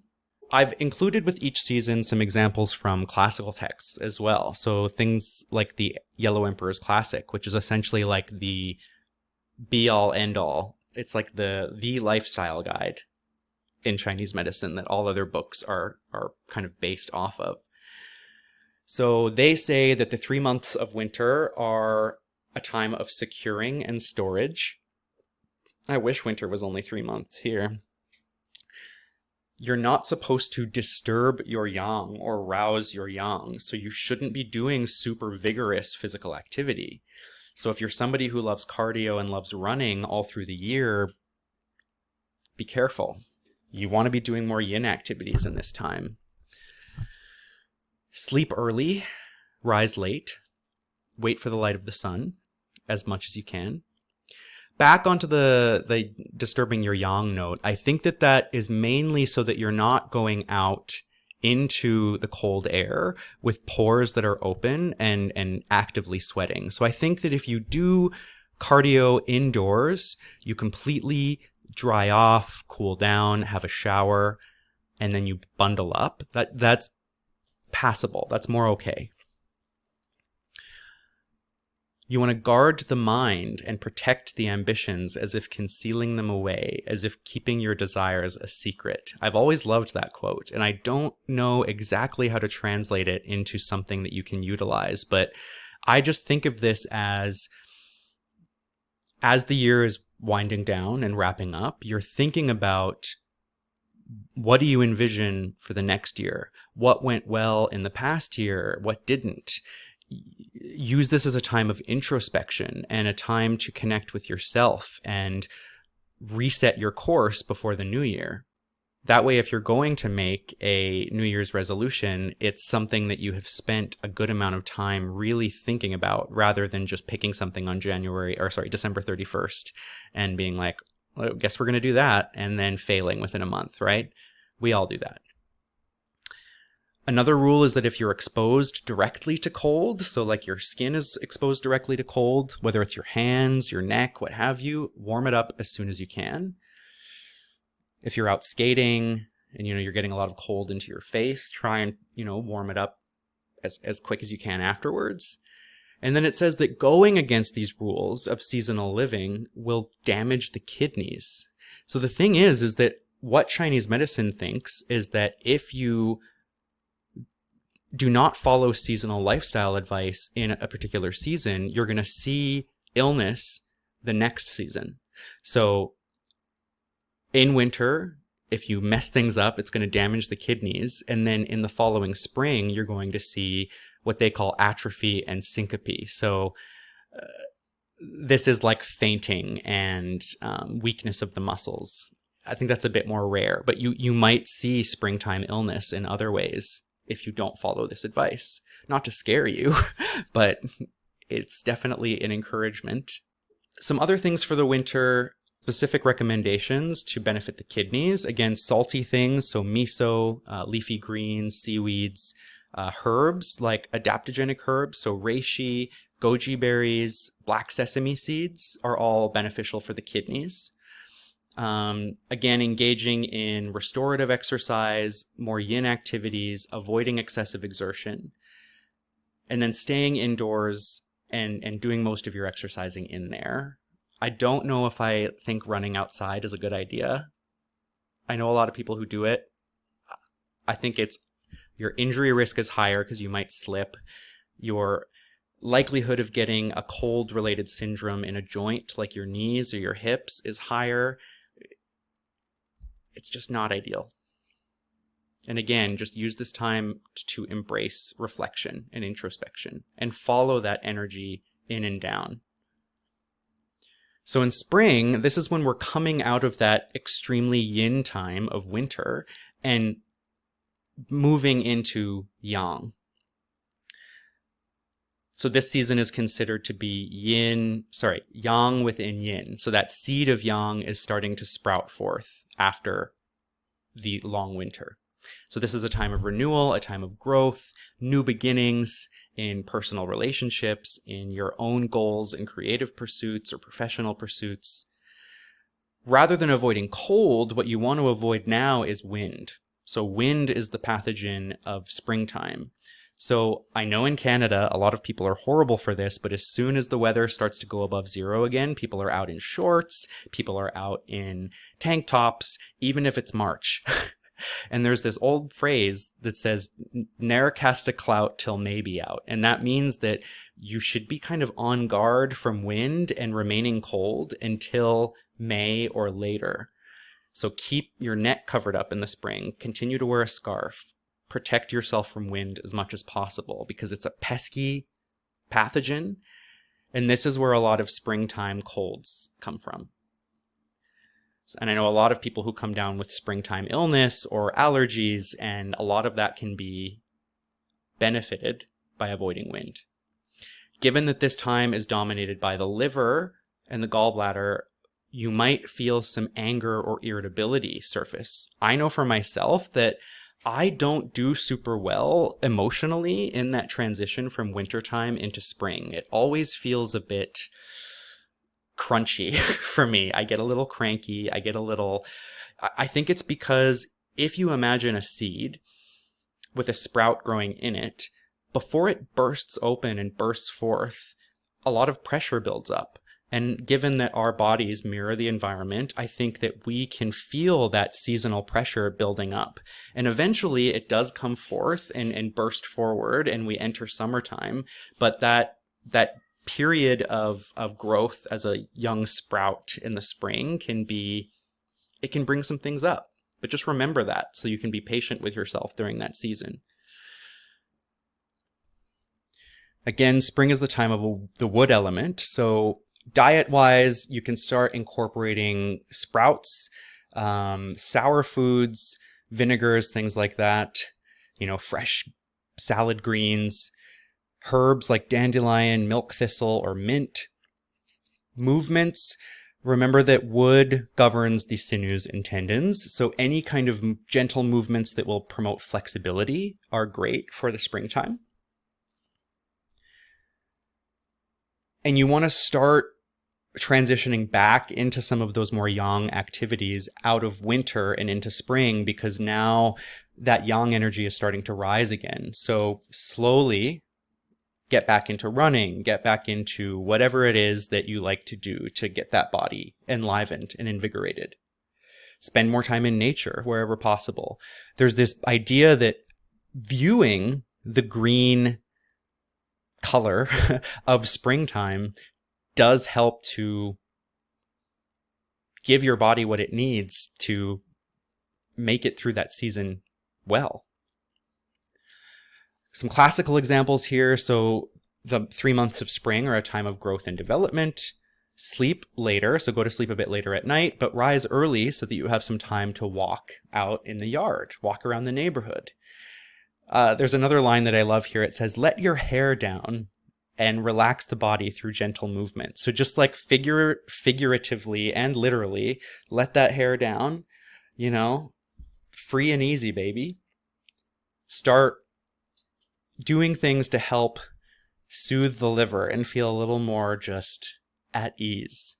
There is a really commonly used herbal formula called xiao yao san, which is free and easy wandering powder, and it is meant to help give you that like Taoist like ease of just like moving through life like nothing can touch you. And that's the mentality that you need to incorporate in the springtime, is just like effortless.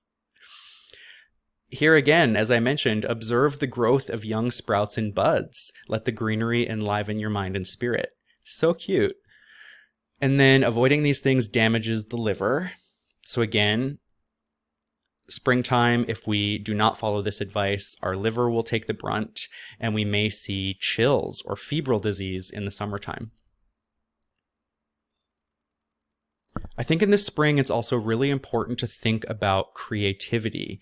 So I almost don't think it's a good idea to set New Year's resolutions or do all this planning in the beginning of the year, because springtime is really when we want to think about starting new projects, setting goals, embracing change, and moving towards what we want, because the wood energy is all about movement up and out and dreaming, and kind of you can harness that energy of springtime and channel it into whatever endeavors will bring you the most joy. It's also important at this time, given that things like resentment are an aspect of anger and damage the wood element, is you want to cultivate a sense of hope and renewal and practice forgiveness at this time of year and let go of any long-standing grudges. Easier said than done, but this is the season to do it, is springtime. In summer, this is where those sprouts and growth that began in the spring is now at full force. It's a time of passion and abundance. The myriad things are flourishing. You are meant to get out and enjoy daylight to the fullest, engage in outdoor play, but again, we want to avoid heat stroke, so take it easy. You want to allow emotional energy to flow freely in this time, because this is the time of the fire element. This is the time of passion and kinship and affection. So let your feelings for people be known, whether they are romantic or platonic or familial. Just be as open with your emotional energy as you can. Because again, summertime is the time to be more social, to be more extroverted, to let that social energy out. So that way you can begin to reel it back in as we move into the fall and winter. So I generally think of my social life and my social battery as being tied to the seasons as well. In the winter, I don't really want to be interacting with people much. I'm very solitary, but then into the spring and summer, you see me blossom outwards, interact with the world again, and then the cycle repeats. And I think that's okay. I think a lot of us should be more comfortable about setting like seasonal boundaries almost. You can indulge in cooler foods, as I've said. Watermelon is a great tool for avoiding summer heat. Pungent and acrid spices are actually good at this time, so drinking like mint tea or even using hot like soups to induce sweating, which will cool your body down. So that's why you'll see a lot of Asian cultures, they'll be eating spicy noodles even though it's 40 degrees outside, and it's to promote sweating. So the classics say that, oh, it says winter here. I will change that, but the 3 months of summer are a time of flourishing and exuberance. Don't tire of the sun. So again, I mean, I know we want to avoid UV where we can, but I think getting out and spending at least 15-20 minutes in direct sunlight every day is good. It's going to help your body to produce vitamin D. It's going to help to regulate your circadian rhythm, especially if you're doing it earlier in the day. Getting direct sunlight on your body is very important, especially in Canada, because in the winter, we all get so vitamin D deficient. Avoid anger at this time. Again, this might be confusing because springtime is the time of wood and anger. But if we remember that fire flares upward and anger also makes chi rise, there can be some explosive feelings in the summertime along with that rising energy of fire. So just try and keep cool mentally and physically. Allow full bloom and release in all aspects of life. So just let yourself blossom, thrive, be the beautiful and unapologetic soul that you are, and take all of those plans and dreams that you had in the spring and bring them to life in whatever way you can. Showing affection outwardly as an extension of the heart, because fire and the heart are connected. Avoid summer heat wherever possible. So anytime you're seeing signs of heat stroke or heat exhaustion, do what you can. Keep electrolytes up, keep hydrated. And then if you avoid these things, the heart will be damaged, and in the winter, there will be severe illness. So this is why sometimes you might see a random pathology pop up and you're like, where did this come from? Like, why am I getting sick now? Or why is this thing showing up now? You might need to think back to what last season looked like and think, hey, did I do everything I could to transition through that time of the year in a healthy and holistic way? Probably not, but you will now, right? So autumn is always going to be my favorite season because there is still some of that active summer energy left, but we're starting to move back inwards. So this is a time of reflection and gathering. So you're not fully into that deep winter yin energy yet, but you're on the way. You're starting to make that turn inwards. This is kind of like that pivot from the maximum yang of summertime, and now we're turning back towards yin again. The energy of the earth and of the body begins to contract inwards. We're meant to try and strive for inner peace during this time because that transition might seem jarring sometimes. And I can think of certain years where we go from bright, beautiful, sunny summer days, and then it's like cold autumn weather like that. So sometimes it can be a bit jarring to the system depending on the climate that year. So you're focusing now on collecting and preserving your energy as you wind down. You're keeping the mind clear, the intentions starting to move inward. You want to avoid unnecessary distraction during this time. Given that this is the season of metal and the lungs, we want to protect our lungs as much as possible. They are actually nicknamed the delicate organ because they're the only organ that is in constant contact with the outside world and with the air that we're breathing in every second. I mean, the stomach and intestines as well, but when we're looking at those yin organs, the lung is extra sensitive right now. So avoid dry air where you can, use humidifiers if possible as that air begins to dry out. If you suffer from allergies at this time of year, from the rotting of the leaves, just do what you can to protect your lungs. And then in the opposite vein of spring, you know, in spring, I said you still want to stay protected from wind and you still want to keep your sensitive areas protected from invasion.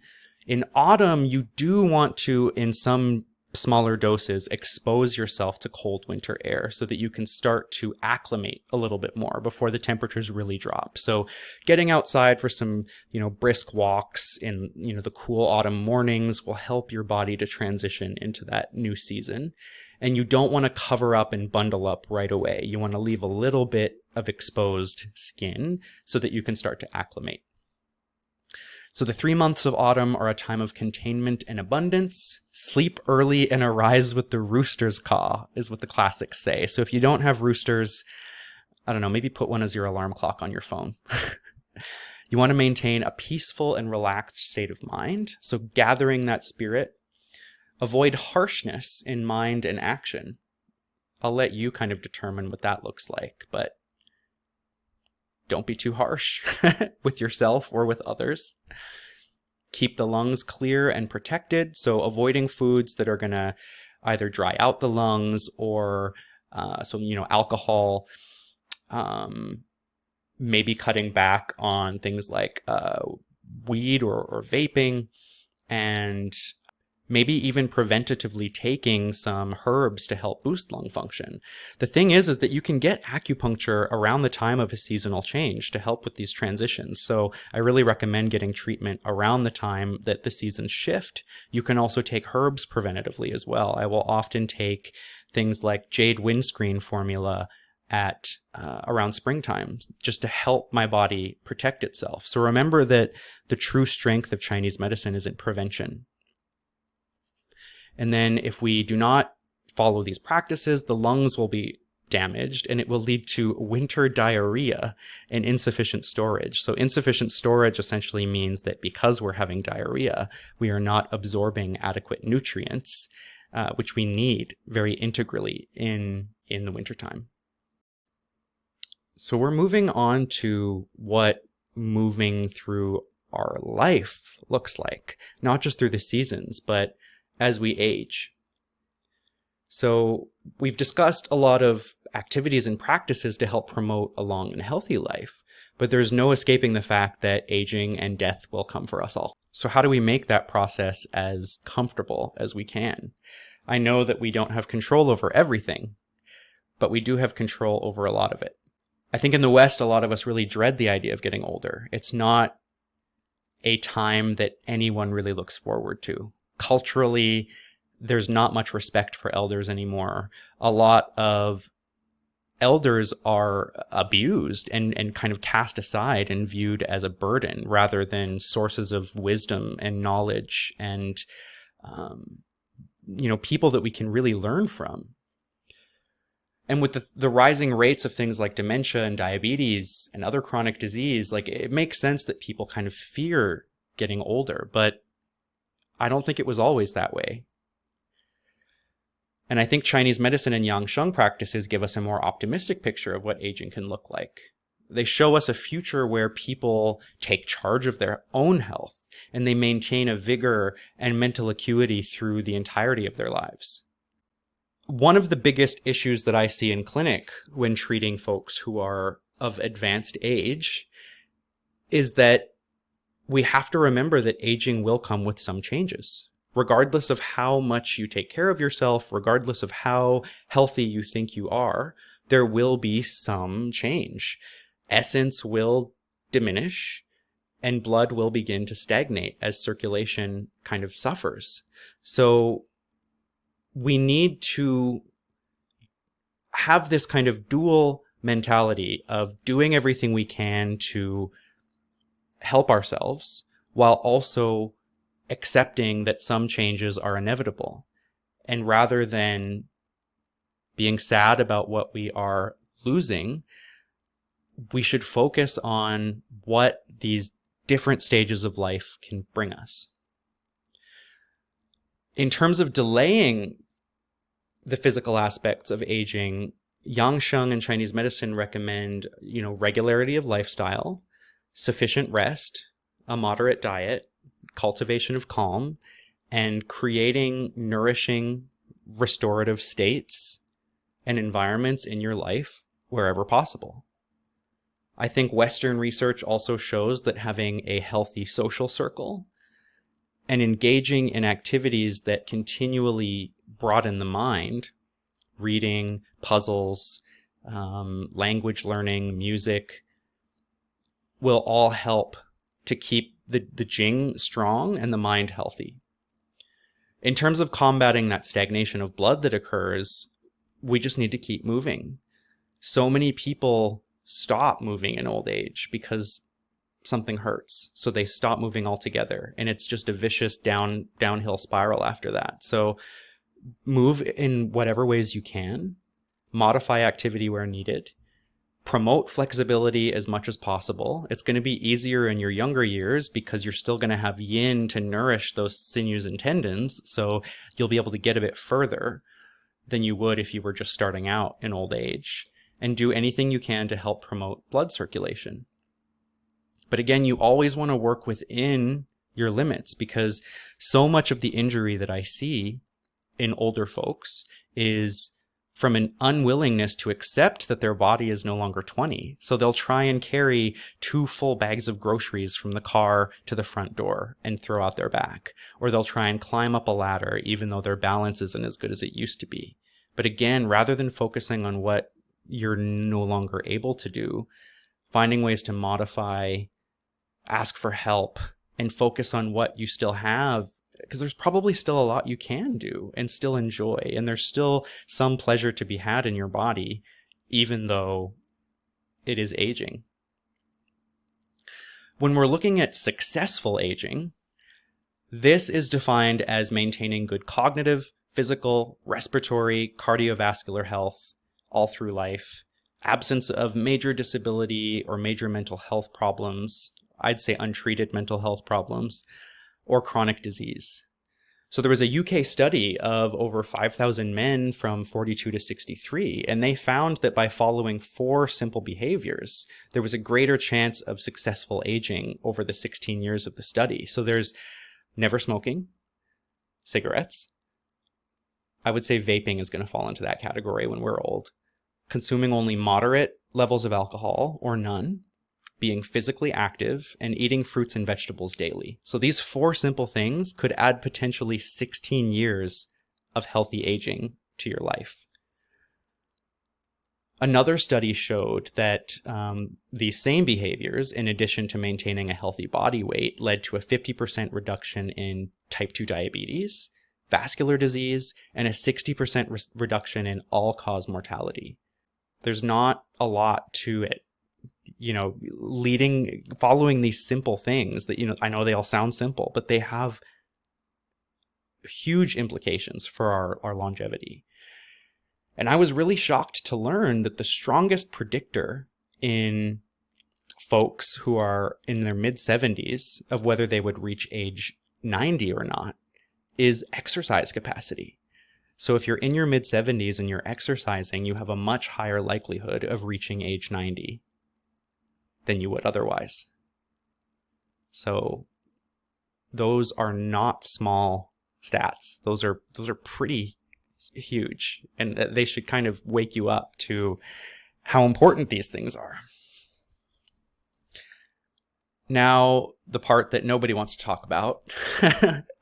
I hate to break it to you, but you're gonna die. Don't worry, I'm gonna die too. And so will everyone you've ever loved. It's not bleak or harsh. It's just the truth. It's the one thing that we all share as humans. Unfortunately, so much of our culture now is built around denying death. Discussing death is seen as taboo. Wouldn't our relationship with death improve if we faced it head on and just admitted that it was inevitable? The thing is that back in the day, it was something that people were exposed to on a very regular basis. Folks passed away at home more often than they did in hospitals. They were at home in their own bed rather than hooked up to machines. And then the children, friends, family, neighbors would all be exposed to the body. They would see it. They would be able to get kind of that closure. Whereas death now is so overly medicalized. But it's important to remember that it's a very natural process, and it's what, again, unites us as a species, but also unites us as just living beings. In my opinion, a path to a good death is a good life. Cherishing every moment that you have, expressing your feelings to those closest to you while you have the opportunity, relishing in all sensory experience and the marvels of your body. I am someone who believes that we have an eternal aspect of our soul that lives on, and that the body is what is temporary. So you should enjoy it while you have it. Enjoy having a physical experience. Enjoy being a corporeal being. You can be an eternal soul later. I don't think there's any best way to live life. There's no deeper meaning to life other than the meaning that you decide to give it. I think as long as you do your best to be present, kind, curious, there's no such thing as wasted time or a wasted life. And I think that your life is beautiful simply because you are the one who is living it. And there's only one you. In terms of some practices that I have used to help me cope with my fear of death, because for a long time I had some really extreme existential anxiety, bordering on existential OCD. Like, I was thinking about my death constantly. Like, it was all consuming. So I really had to start looking at my own views of death, looking at the idea of death in our culture and various other cultures. And I really needed to start sitting with it and spending time with it. And there are still moments where I am terrified, but more often than not, I'm more grateful for my life, and I'm less scared than I used to be about passing away, even if I pass unexpectedly for some reason. So start by opening up with yourself and then to friends and family about the topic of death. Get comfortable discussing it. Use a journal to explore the topic of death specifically. Maybe give yourself some prompts and just write free form. Engage with art and literature about death. Again, you'll see that this is something that unites us across all time and space, all cultures. I think it's deeply rewarding to read articles or books about death that were written hundreds of years ago, or engaging with art about death. Again, I think you'll just see that it is something that makes us human. Explore different cultural views of death and dying and the afterlife. Even if you're not religious, just look at how other cultures approach funerals or the lack of funerals, whether they treat it as something to grieve or more of a celebration. Just because you were brought up in a certain belief system doesn't mean you have to stick to that. Practicing gratitude. It sounds cheesy. I know gratitude journals are everywhere now, but it is one of the biggest ways to fight the fear of death. Practice it daily, hourly, every minute, if you can. Be grateful for as many things as you can be. You can also spend time with people who are terminally ill or volunteer in a hospice center to see death firsthand and to help give them some connection before they pass, but also learn what they have to teach you. Practice mindfulness, being here now, being present as much as possible. You can also look into something called the death doula. So most people know of doulas as being kind of like a birthing coach. at helping to bring new life into the world, but there are also death doulas who are trained in ways to prepare you for death, to help you come to terms with the process, to help you deal with any unfinished business that you might have so you don't become a ghost. I've even considered becoming a death doula at points, and I still may. I think it's a fascinating and much needed field. So that is pretty much it for part 2 of the course, which was talking about essentially nourishing our physical form and our mind through the seasons and through our life. But next, into part 3, we will be looking at something a little deeper, which is healing the soul. Some of this will be drawn from Chinese medicine. Some of this will be drawn from my own personal experience. But I'm really excited about this portion. I wasn't sure if I was going to include it at first, but I'm really glad I did.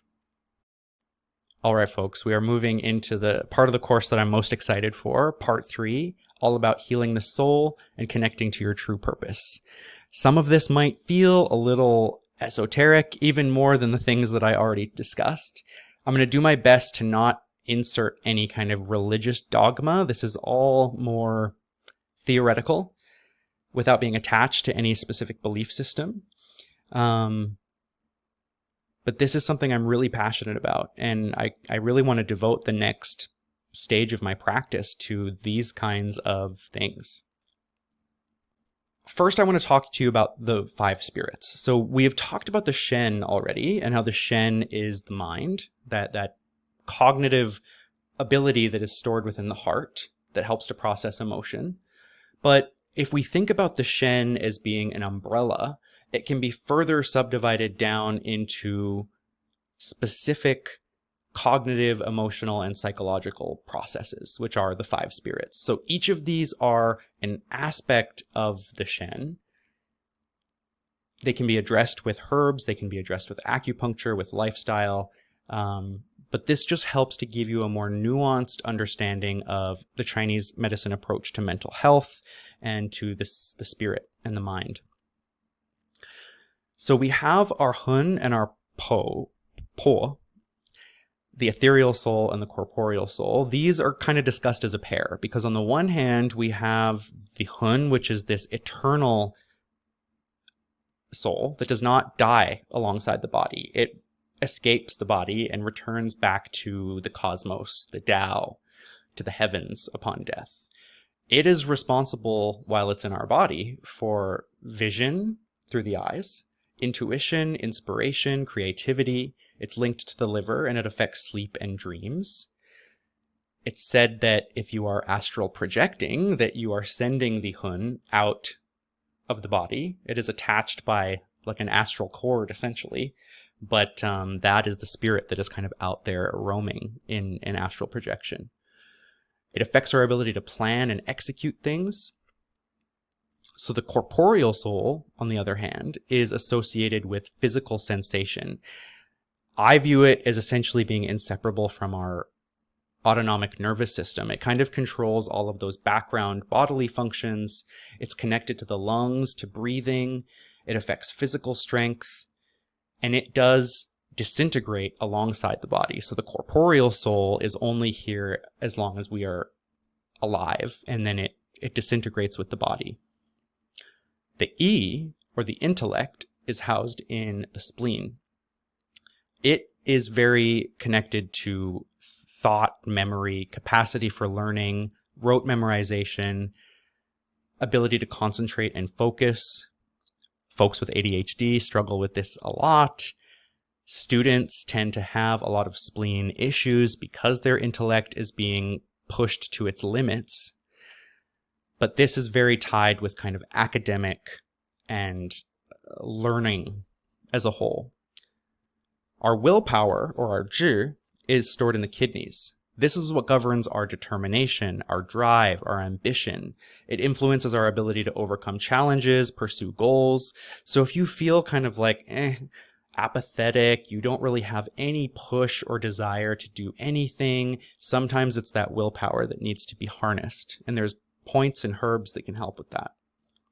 And then lastly, the Shen. So this is kind of, It's the same Shen that is the umbrella, but it's also when we're referring to the specifical spiritual capacity of the heart. So this embraces things like consciousness, mental activity, emotional balance, and then also affects our ability for mental well-being, clarity, and emotional stability. Because again, it's a huge emotional processing core, right?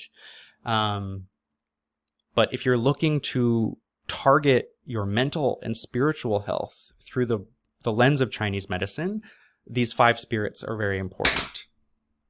Okay, we're doing it. We're talking about meditation. I know a lot of you don't want to.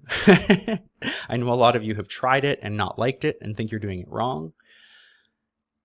This is going to be as no nonsense as possible. So meditation has been practiced for thousands of years across Asia.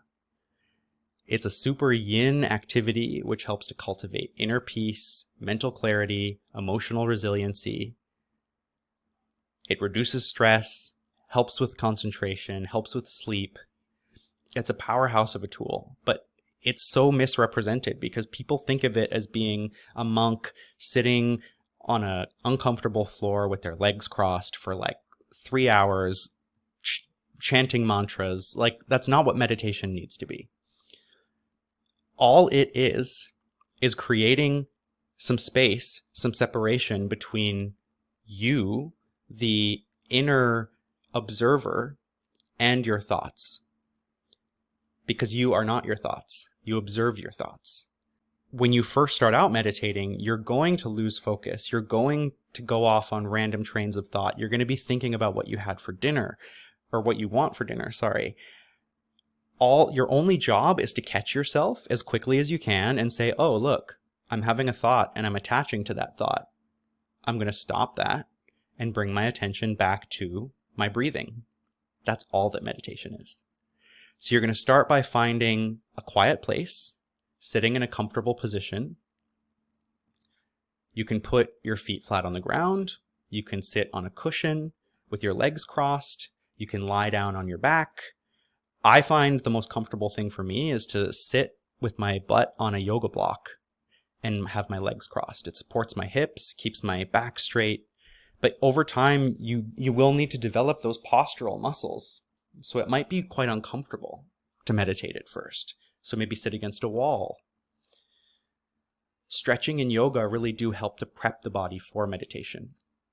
So once you're in a comfortable spot, you begin by setting a timer for 5 to 10 minutes. You can increase this as you go.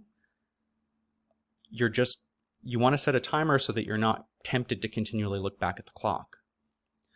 You can do guided meditations, but I think it is really important for people to practice just meditating in silence once in a while. So you close your eyes, take some deep breaths to kind of settle in. I like to do a quick body scan where I start from my head and work my way down towards my feet, kind of relaxing every muscle that I pass on the way until my entire body is relaxed. And then you get back into a natural rhythm of breathing and just pay attention to the sensation of your breath. Think, wow, okay, that's what it feels like to breathe in. That's what it feels like to breathe out. I can feel the cool air on my nostrils. I can feel my chest or my stomach kind of expanding and falling. Choose one aspect and focus on it as much as you can.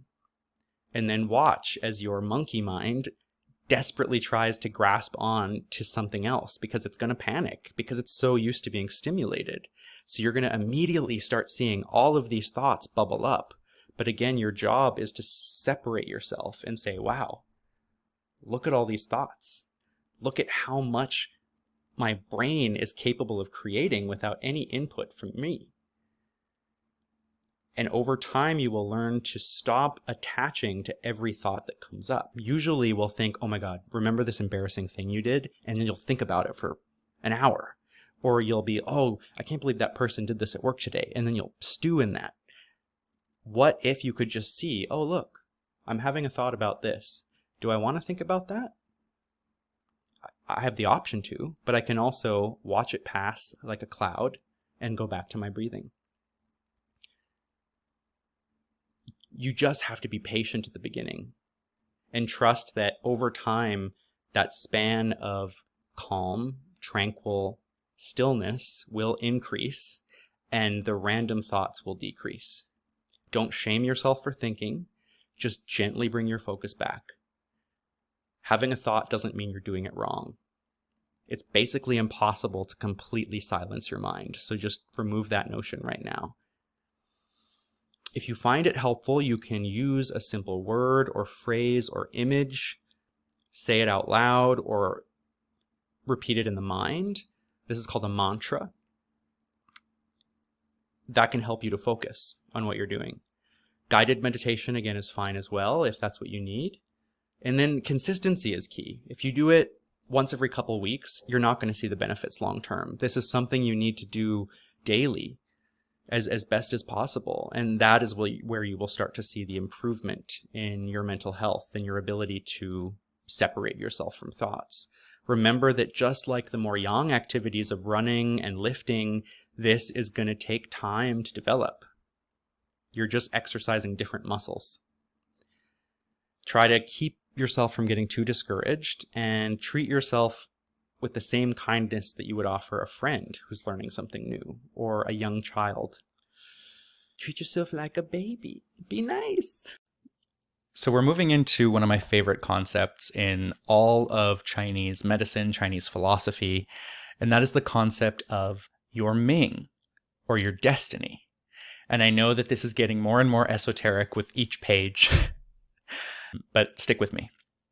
So this is a topic that many acupuncturists here in the West don't even know about.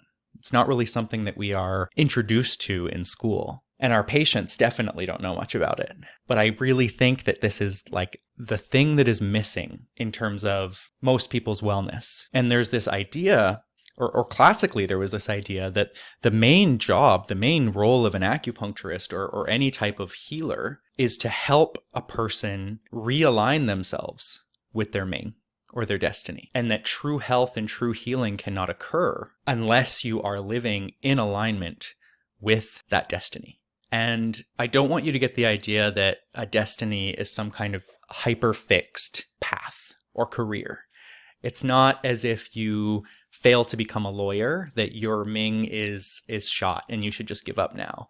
Think of it more as a general theme for your life. So for example, I love treating patients, but I think that my Ming, I think that my destiny is to teach and to share knowledge. I think that is what my main kind of purpose on this planet is to take what I've learned and share it with people in a way that they can understand. I think that is my kind of inherent purpose in life. And any time that I engage with that in a meaningful way, whether it's lecturing or creating a course, I feel connected. Like I feel more tapped in than when I'm doing anything else. There's this sense of ease. It just feels completely and utterly natural to me. And I think that that's what it should feel like. You need to seek out whatever it is that is your highest passion, your highest good, the thing that gets you out of bed in the morning, and chase that wherever it goes. You know, if I hadn't gone down the path of Chinese medicine, maybe I would be teaching something else. You know, I'm very passionate about language, so maybe I would be teaching that instead. But I do think that as I move through life, it seems more and more clear that that is what I'm meant to be doing. And I think that everyone has that thing. And it doesn't necessarily have to be a career. This can be, maybe your destiny is to bring joy to the people around you. Maybe your destiny is to develop a deeper understanding of yourself. Maybe your destiny is to heal the cycles of trauma that have been passed down through generations of your family lineage. Maybe your destiny is to create art. There are so many things, and it's a very flexible concept. So don't get this idea that you are stuck to only one thing. Without attaching any religious meaning to it, the Ming is traditionally thought of as being a contract between a human and the heavens. And that by recognizing, accepting, and then fulfilling your Ming, it allows you to fully express your nature, your Tao, and allows you to cultivate virtue and individual power in life. It often helps me to think of Ming as being a seed that is placed within each of us at the time of our birth. And with each passing moment, with each situation that we face, with each difficulty that we overcome, the universe provides us opportunities to nourish that seed. And this comes back to that idea of accepting our constitution. If we take an honest look at the reality of our body, the body that we have, the reality of our abilities, and we aim to take the specific set of strengths and weaknesses that we have been given innately and use them to the best of our possible ability, that is the way that you fulfill that contract. That is the way that you manifest your destiny in life. And I think that as you try to figure out what that destiny is and you take steps towards it, you will notice that so many facets of your life begin to improve. You find this sense of ease and flow through all different channels, whether it's relationships or career or creativity. Things start to move in a more harmonious way. I also am a big believer myself in synchronicities. So those are little signs from the universe, whether it be a series of repeating numbers like 1111 or just different signs. And if you keep an eye out for them, I find that when I am living in a way that is true to my path, the level of synchronicities that I encounter skyrocket. And if I fall off the wagon, they plummet, and I definitely don't see as many. So that's usually a sign to me whether I'm on the right track or not. There's a classical belief that a lot of illnesses, physical and mental, are not a result of external forces, but instead a result of not living in harmony with the Tao and with the Ming. So if you're given these opportunities to kind of nourish that seed within you and you ignore them or squander them, and the universe keeps giving you opportunities to follow this path that you're meant for, and you don't listen, illness is sometimes a wake-up call. Illness is sometimes a sign that, like, hey, pay attention, get your shit sorted, or else you are going to suffer greatly. And this is a slippery slope and a difficult discussion to have, because I never want to say that illness is the fault of you. I don't want to put all of the onus on you, but I do think that we do need to accept some responsibility as people for our health or lack thereof. And I do think a big part of that is living in a way that is true to our purpose. And again, your purpose is kind of what you make it. You don't necessarily need to worry that you're going to pick the wrong thing. The universe adapts. And if it can sense that you will be the person to manifest a specific aspect of the heavens in the material plane, it will do everything it can to shift things in a way that is, I guess, mutually beneficial. So in Taoism, the Ming, or the destiny, is linked to the Tao, or the natural order of the universe. So that means aligning yourself with that kind of rhythm of the universe, living in a way that is in alignment with everything going on around you, cultivating virtue, so doing things in a way that is virtuous, being kind and benevolent, being patient, practicing self-cultivation techniques can help you to become more attuned to your Ming. The Confucian idea of Ming is often tied to heaven and your moral duty. So fulfilling the Ming from a Confucian view is more about adhering to ethical principles, fulfilling familial roles, societal roles, and doing your best to serve whatever role you have within your community in a way that is maximally beneficial to yourself, your family, and those around you. From the view of Chinese medicine, Ming is the vital force that directs your life journey. So it encompasses physical health, emotional well-being, spiritual fulfillment. It's like when you take all of these different aspects that we've talked about and put them together, that is what will align you to your destiny and help you to live a more optimal life.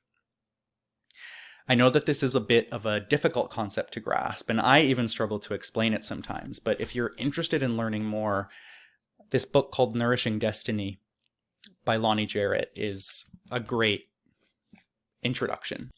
I'll read you some quotes from the book here. So, the philosopher Muncius says that it is the responsibility of each person to discern the nature of his or her own destiny. For heaven does not send misery to our life of its own accord.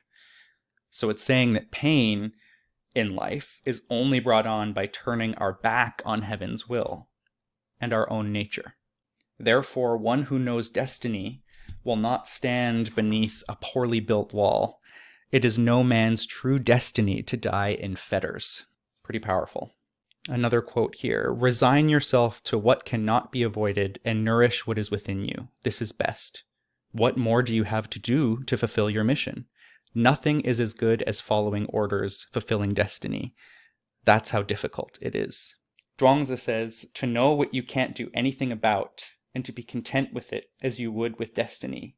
Only a man of virtue can do that. The sage is able to establish Ming and make the best of life, not because life fails to challenge the sage, but because of a willingness to see all challenges as the will of heaven. Our contract with heaven is broken the moment we start closing doors to self-expression and obstructing the flow of qi between heaven and earth. Lao Tzu, another philosopher, refers to Ming as the potential motivating force of the very life of each sentient being, the energy of life itself, rooted and originating in itself. So a lot of these quotes essentially discuss that really all that this is about is, again, acknowledging what you are capable of, where your strengths lie, what you're naturally good at, and then what limitations you have. I will never be an Olympic athlete. I try my best to be healthy, but I am not a coordinated person, and I accept that. I do think that I have a way with words most of the time. I do think that I am able to share passion and take concepts and break them down in a way that is understood. So I'm going to continue to do that. I'm going to continue to play to those strengths. And again, as I do so, life continues to kind of unfold in new and beautiful ways in front of me. It doesn't mean that you're never going to face hardship, but it does mean that you should be able to reframe whatever life throws at you as an opportunity to nourish that seed and to continue to grow and to develop into the fullest possible version of yourself. Where acupuncture comes in is that by using specific points, specific herbal formulas, we can help to open up those lines of communication between the heavens and you. We can help to clear away some of that stagnation, so anything that's kind of blocking or creating an obstacle between you and free creative expression. So that is really our main role. You know, it may look like we are just treating pain, but by removing that pain, by removing that thorn in your side, it frees you up to fulfill that heavenly mandate more easily. So this is definitely something worth bringing up to your acupuncturist, and hopefully they'll be open-minded enough to work with you in this process of growth. It's also said that a practitioner cannot get you to a place that they have not already achieved themselves. So that is why self-cultivation is so important to me. I'm constantly looking for ways to challenge myself, to challenge my ways of thinking, to grow, to keep an open mind, to develop all levels of my health across the physical, mental, and spiritual. So that way I can more easily lead by example and help other people to do the same. So sometimes it's about finding a practitioner that is living life in a way that you would like to aspire to, and seeking out a practitioner that has done that inner work so that they can help you to do the same. So we're moving from one of my favorite concepts to another, and that is the concept of Wu Wei, or action through non-action. sometimes referred to as non-action or effortless action, going with the flow, entering the flow state. There's a lot of different ways to translate these two Chinese characters. What it involves is essentially embracing the natural order of things and living your life and moving through the world as much like water as possible, flowing with the slope of the hill that you're on, taking the shape of whatever container you're in, responding to situations without forced effort or resistance. So this is a mindset that's all about spontaneous and effortless action. So instead of striving, instead of grinding, instead of pushing really, really hard against the obstacles of life or towards something, it's the action that just kind of arises spontaneously from, again, that inner nature. You act without overthinking, without trying to control or manipulate the outcomes, because you don't have much control over how something will turn out. All you have control over is your own action. So it's just trusting that if you move and flow through situations rather than struggling against them, your life is going to go a lot more easily. So this is a mindset that really promotes simplicity, tranquility, letting go of excessive desire and ambition. So this isn't to say that you can't have goals. This isn't to say that you shouldn't be aiming for things in life, but we're letting go of that idea that you need to struggle and push with all of your might as hard as you possibly can, and instead relax into the process. So Wu Wei involves this need to be more yielding and flexible in our day-to-day lives. Like water, you're taking the shape of your container. You're adapting to whatever circumstances show up. And rather than bemoaning that it's not going the way that you wanted or the way that you planned, you just say, okay, and now this, and now this, and this too, and this too. You just keep responding in a spontaneous and effortless fashion to whatever is thrown your way, good or bad. And this is one of those concepts that, if you really want to dive into understanding, is going to take years, and it's going to take practice. If you are someone who really finds this concept interesting, I recommend looking into a translation of the Tao Te Ching, or the Classic of the Way. It's kind of like the main Taoist text. It's a little bit esoteric. It's a little bit kind of mysterious in its language, but it really does dive deeply into these concepts of the Ming and Wu Wei. So some simple practices that you can incorporate into your life to start living like this, living like a Taoist sage, practicing mindfulness, relinquishing control wherever possible, embracing flexibility and adaptability. If something surprising comes up, rather than letting it send you into a state of panic or frenzy, thinking, okay, it's not necessarily what I expected, but I am a flexible and yielding person, and we can make this work. Simplify your life in as many realms as possible. Take a really strong look at the things that you own, the things that you're doing every day, the people in your life, and think, are these things serving me? Are these people serving me? And kind of trim off what you can. Let go of this grind mentality. Yes, hard work is important. Yes, trying to push your limits is important. But again, we need to stop making it such a struggle. Shake up your routine as much as possible. Practice entering the flow state. And I can share some videos on exactly what that is. It's something that you can do as a creative. It's something that you can do as an athlete. There are a lot of different ways that the flow state can show up. Connect with nature. And this is another point we keep coming back to, but get outside, touch grass. Take some time to reflect on your personal desires and ambitions.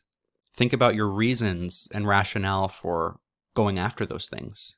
Are you going after these things because they are the truest and most complete representation of who you are as a person? Is it going to be something that helps you to align yourself with your Ming more easily? Or is it something that you're following because you feel pressured to? Is it something that you're following because you want to achieve a certain status so that you can show off to other people? I'm not the person who's going to sit here and judge, but think about your true reason for doing things. And you may realize that some of those things you don't actually want to be doing in the first place. Cultivate patience with others, with yourself, and radical acceptance of all that life brings. If something goes unexpectedly, if something goes poorly, if you face something really dark or really sad, you can feel those emotions, but you still need to accept that it happened and that you can't change it, and you need to move forward regardless. Life is going to keep moving on regardless. So you might as well do all you can to accept, again, everything that's been thrown at you and flow as effortlessly as possible. Learn about the idea of detachment as well. I'm trying to remember if I've mentioned this in another portion of this lecture already, but I'll bring it up again just in case. There's this herbal formula called Xiao Yao San, or Free and Easy Wanderer powder, which is named essentially after this concept that you want to be as free and as easy as possible. Float through life like these Taoist sages and these kind of philosophical masters that just like water off a duck's back, as Jinx Monsoon says. But yeah, Wu Wei is something that I try to implement in my life as much as I can. I am definitely someone who was not very yielding or flexible in my early life, filled with anxiety, filled with worry, filled with a desire to control every facet and every aspect of my life and other people in order to feel safe. But I'm realizing that the more and more that I just surrender and let go and let life happen around me rather than trying to force life to happen in a certain way, I'm much happier. And the people around me are much happier. Give it a try for yourself. So moving on to the probably the most esoteric and woo-woo slide of the book, tuning into the voice of your higher self. And I'll create a short lecture portion here, but I also have a personal YouTube channel where I get into some of these ideas as well. So I'll share you a link to a longer video where I really get into the nitty-gritty of this. But I want to talk about tuning into the voice of your higher self. And I know I said I was going to keep religion out of it, but I think it is important to note that there are so many world religions that have an idea of a higher self. You know, regardless of your belief system or lack thereof, I think it is a worthwhile concept to play around with the idea of a higher self. I think that all humans have within them an inner wisdom, an inner knowing, that observer that has always been there, unchanging, through every stage of your life. I think that most of the time we know what is best for ourselves innately, but due to years of cultural conditioning, limiting beliefs, stereotypes about our race, our gender, we lose that ability to listen to that inner voice. I think as children, a lot of us are in touch with that aspect of ourselves. I like to think of the higher self as an internal compass that guides us towards what our true desires are, our authentic path.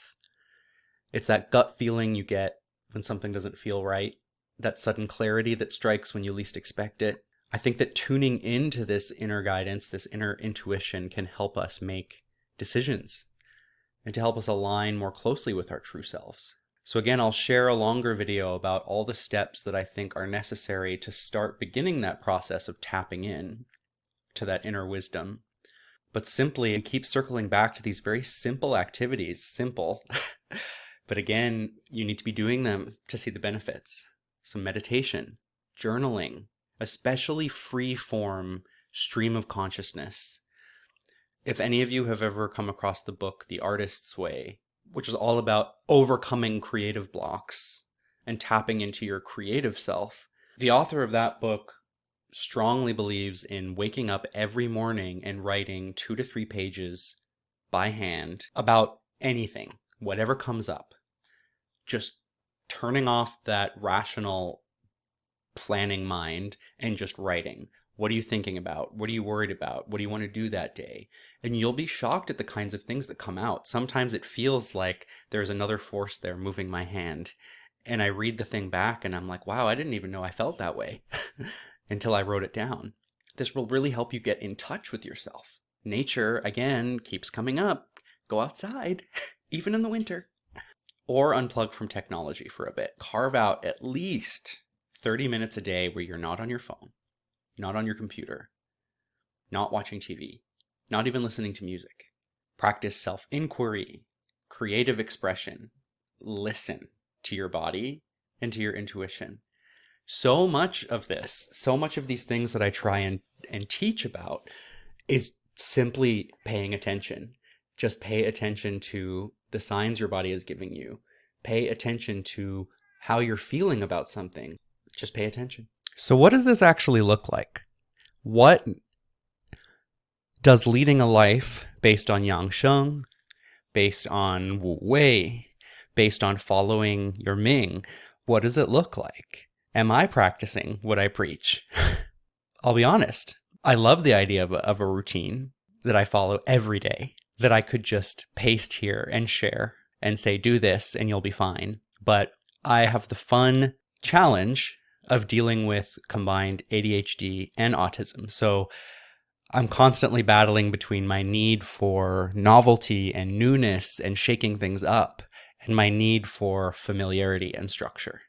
So rather than having a rigid calendar that I stick to every day, I instead try to schedule my life around some questions. And then at the end of each day, I kind of check in and think, what have I neglected from this list? To begin with, what can I do today to cherish my body? Can I schedule in going to the gym? If I'm not feeling like going to the gym, can I do a yoga session? Can I dance around a bit? Can I go for a walk? What can I do? What is my body asking for? What do I feel like I need today? Am I feeling stiff and like I need to release some tension? Am I feeling wound up and hyperactive, like I need to let off some steam and, do a few laps around the block? What should I eat? What kind of fuel should I give my body? Protein has been a huge thing, making sure that I'm eating large amounts of protein in the morning so that my mind and body are fueled for the rest of the day. Making sure that I eat at regular intervals, making sure that I snack, making sure that I am constantly providing myself the nourishment that I need to do the things that I want to do, rather than just subsiding on a single cup of black coffee and then wondering why I'm so anxious and uncomfortable. What can I do today to broaden my mind? How can I learn something today? Do I have time to sit down and read part of a book? Can I listen to some new music, a new genre that I've never heard before, a new podcast? Can I do something as simple as the Wordle, a simple little puzzle just to challenge my brain? And then what can I do to nourish my soul? Can I work in some meditation, some prayer, a small ritual? Can I do something as simple as drawing a tarot card from the deck or reading my horoscope? What can I do to tap into that more spiritual side of myself? How can I do something creative? Can I do a quick 5-minute doodle or sketch? Can I make a short poem? Can I cook a new meal that I've never tried? Can I take a new route to work that I haven't taken before? How can I do something new, something different? How can I show love to someone I care about today? Whether it's something as simple as a quick text, a Facebook message, giving somebody a hug, making my partner a cup of coffee. How can I practice gratitude today? How can I be grateful for what I have in my life? How can I be grateful for the people in my life? How can I be grateful for myself? How can I be grateful for my body? How can I take a small step towards a goal that I'd like to achieve? I've mentioned language is a big one. How can I learn a little bit more of a target language?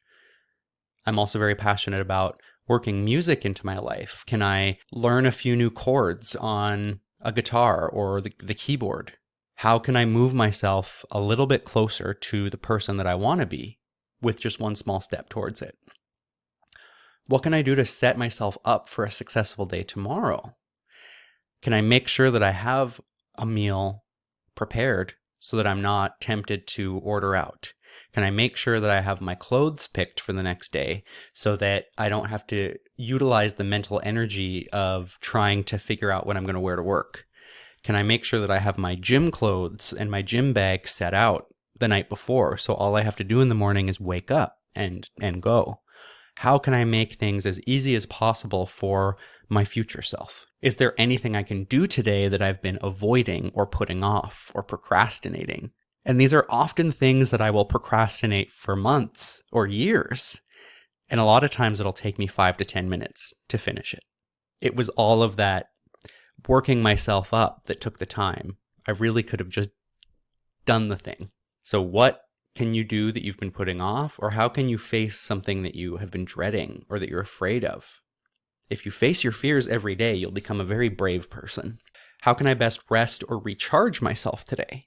So again, we talked about the different forms of rest, yin rest and yang rest. So is this a day that I need to be a potato, get under a blanket, watch Buffy the Vampire Slayer for 8 hours and just turn my mind off? Or is this a day that true rest looks like going outside for a hike, getting in nature, getting my body moving? And lastly, just how can I be a true friend to myself and to others? And this is the last piece of our puzzle, which is how to be a true friend to yourself. So the number one way is to keep the promises that you make. If you promise that you're going to do something, do it. And if you continue to keep your word to yourself, that is how you build trust with yourself. And that is how you'll grow self-esteem, is by keeping your promises. Again, set yourself up for success ahead of time. Constantly be thinking about your future self, but not so much that you forget to be mindful and present.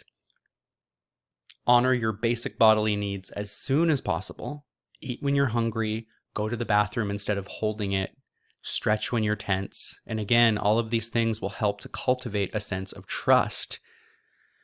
Because over time, you will prove to yourself, no matter what you're feeling, no matter what needs you have, you will always do your best to take care of them as soon as possible. And that helps to alleviate a lot of anxiety about potential discomfort, because you know that no matter what happens, you will be there for yourself. Take a few moments at the end of each day to process and unplug. So again, take some introspective time at the end of each day. This is especially important in the winter during that yin time where energy is already moving inwards. What went well today? What could go better tomorrow? How can we continue what is working well and eliminate what isn't serving us? And again, doing this all without shame. Ask your body what it needs.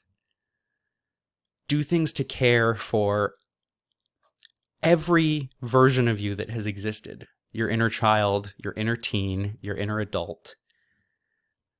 I've seen through my life and my growth that all aspects of me are still in there.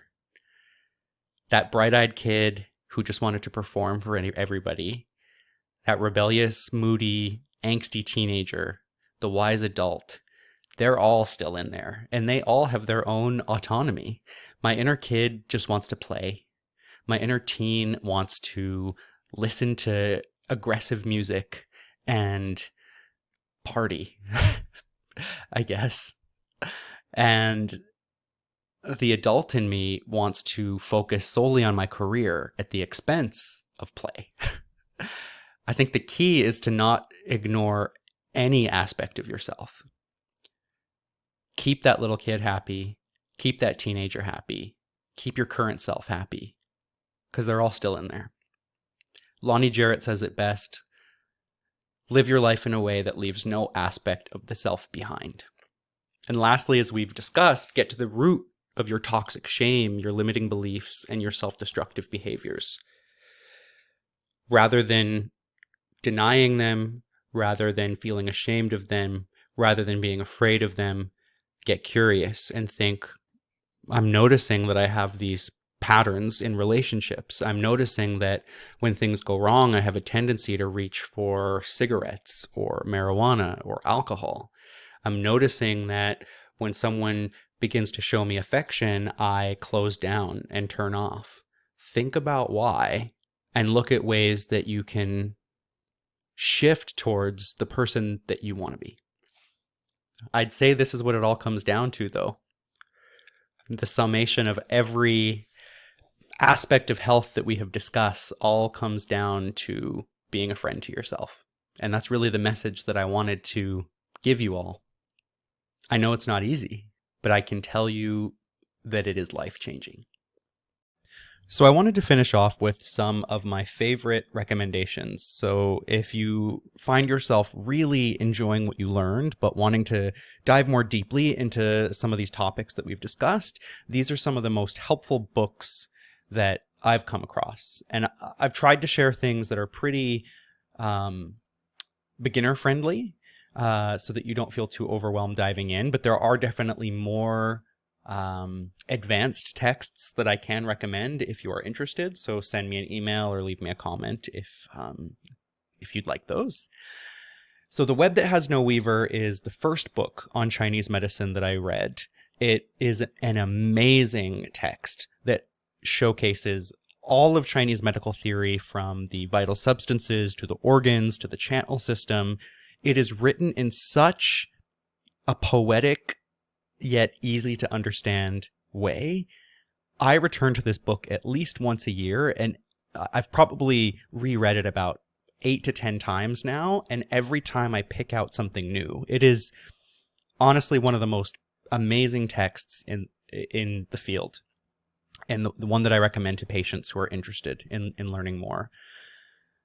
The second book here is Live Well, Live Long, Teachings from the Chinese Nourishment of Life Tradition. This is a book that I really heavily referenced in creating this course.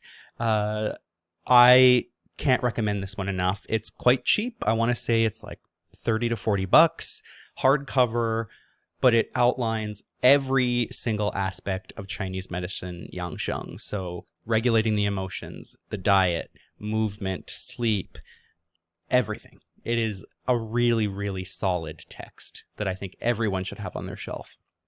The Tao of Healthy Eating is one of many Chinese medicine nutrition books out there. All of them are going to cover pretty similar content, but this is, one of the ones that I've come across that I liked. The next two are all about aging and dying and coming to terms with death. So that's Advice for Future Corpses, A Practical Perspective on Death and Dying, and A Beginner's Guide to the End. I don't know if you've heard of B.J. Miller. He's one of my favorite speakers. He's a physician who, in his youth, had an accident where he, was young and dumb, climbed up on a train cart that was electrified. The electricity arced and jumped from the train wire to his watch and exploded through him. And he unfortunately lost, I believe, both of his legs and one of his arms. So obviously this experience gave him a lot of insight into facing death, living through disability, but the talks that he shares now are absolutely amazing, and he's really changed my life and my view of death. Be Here Now is by spiritual master Ram Dass, all about being mindful, about yoga, about meditation, about being present. The Way of Qigong is a very good entry-level book on what Qigong is and how to do it. The Untethered Soul by Michael Singer is very near and dear to my heart, along with his podcast, the Michael Singer Podcast. He talks about letting go of control, getting out of your mind, relaxing behind obstruction. He's very Taoist. Maybe he doesn't even know it, but he is very, very sagely in my mind. And lastly, we have When the Body Says No by Gabor Mate, very brilliant doctor. This is one of the best entry-level books on what stress does to the body, how stress is connected to chronic illness, chronic disease, and the consequences of living a stressful life, and some options and stories from people about how to live differently and the lessons that they learned from illnesses of their own. I'll also share some links to YouTube videos that I love beneath this as well. And then I've got a list of the main sources that I used here, which most of them showed up at the top.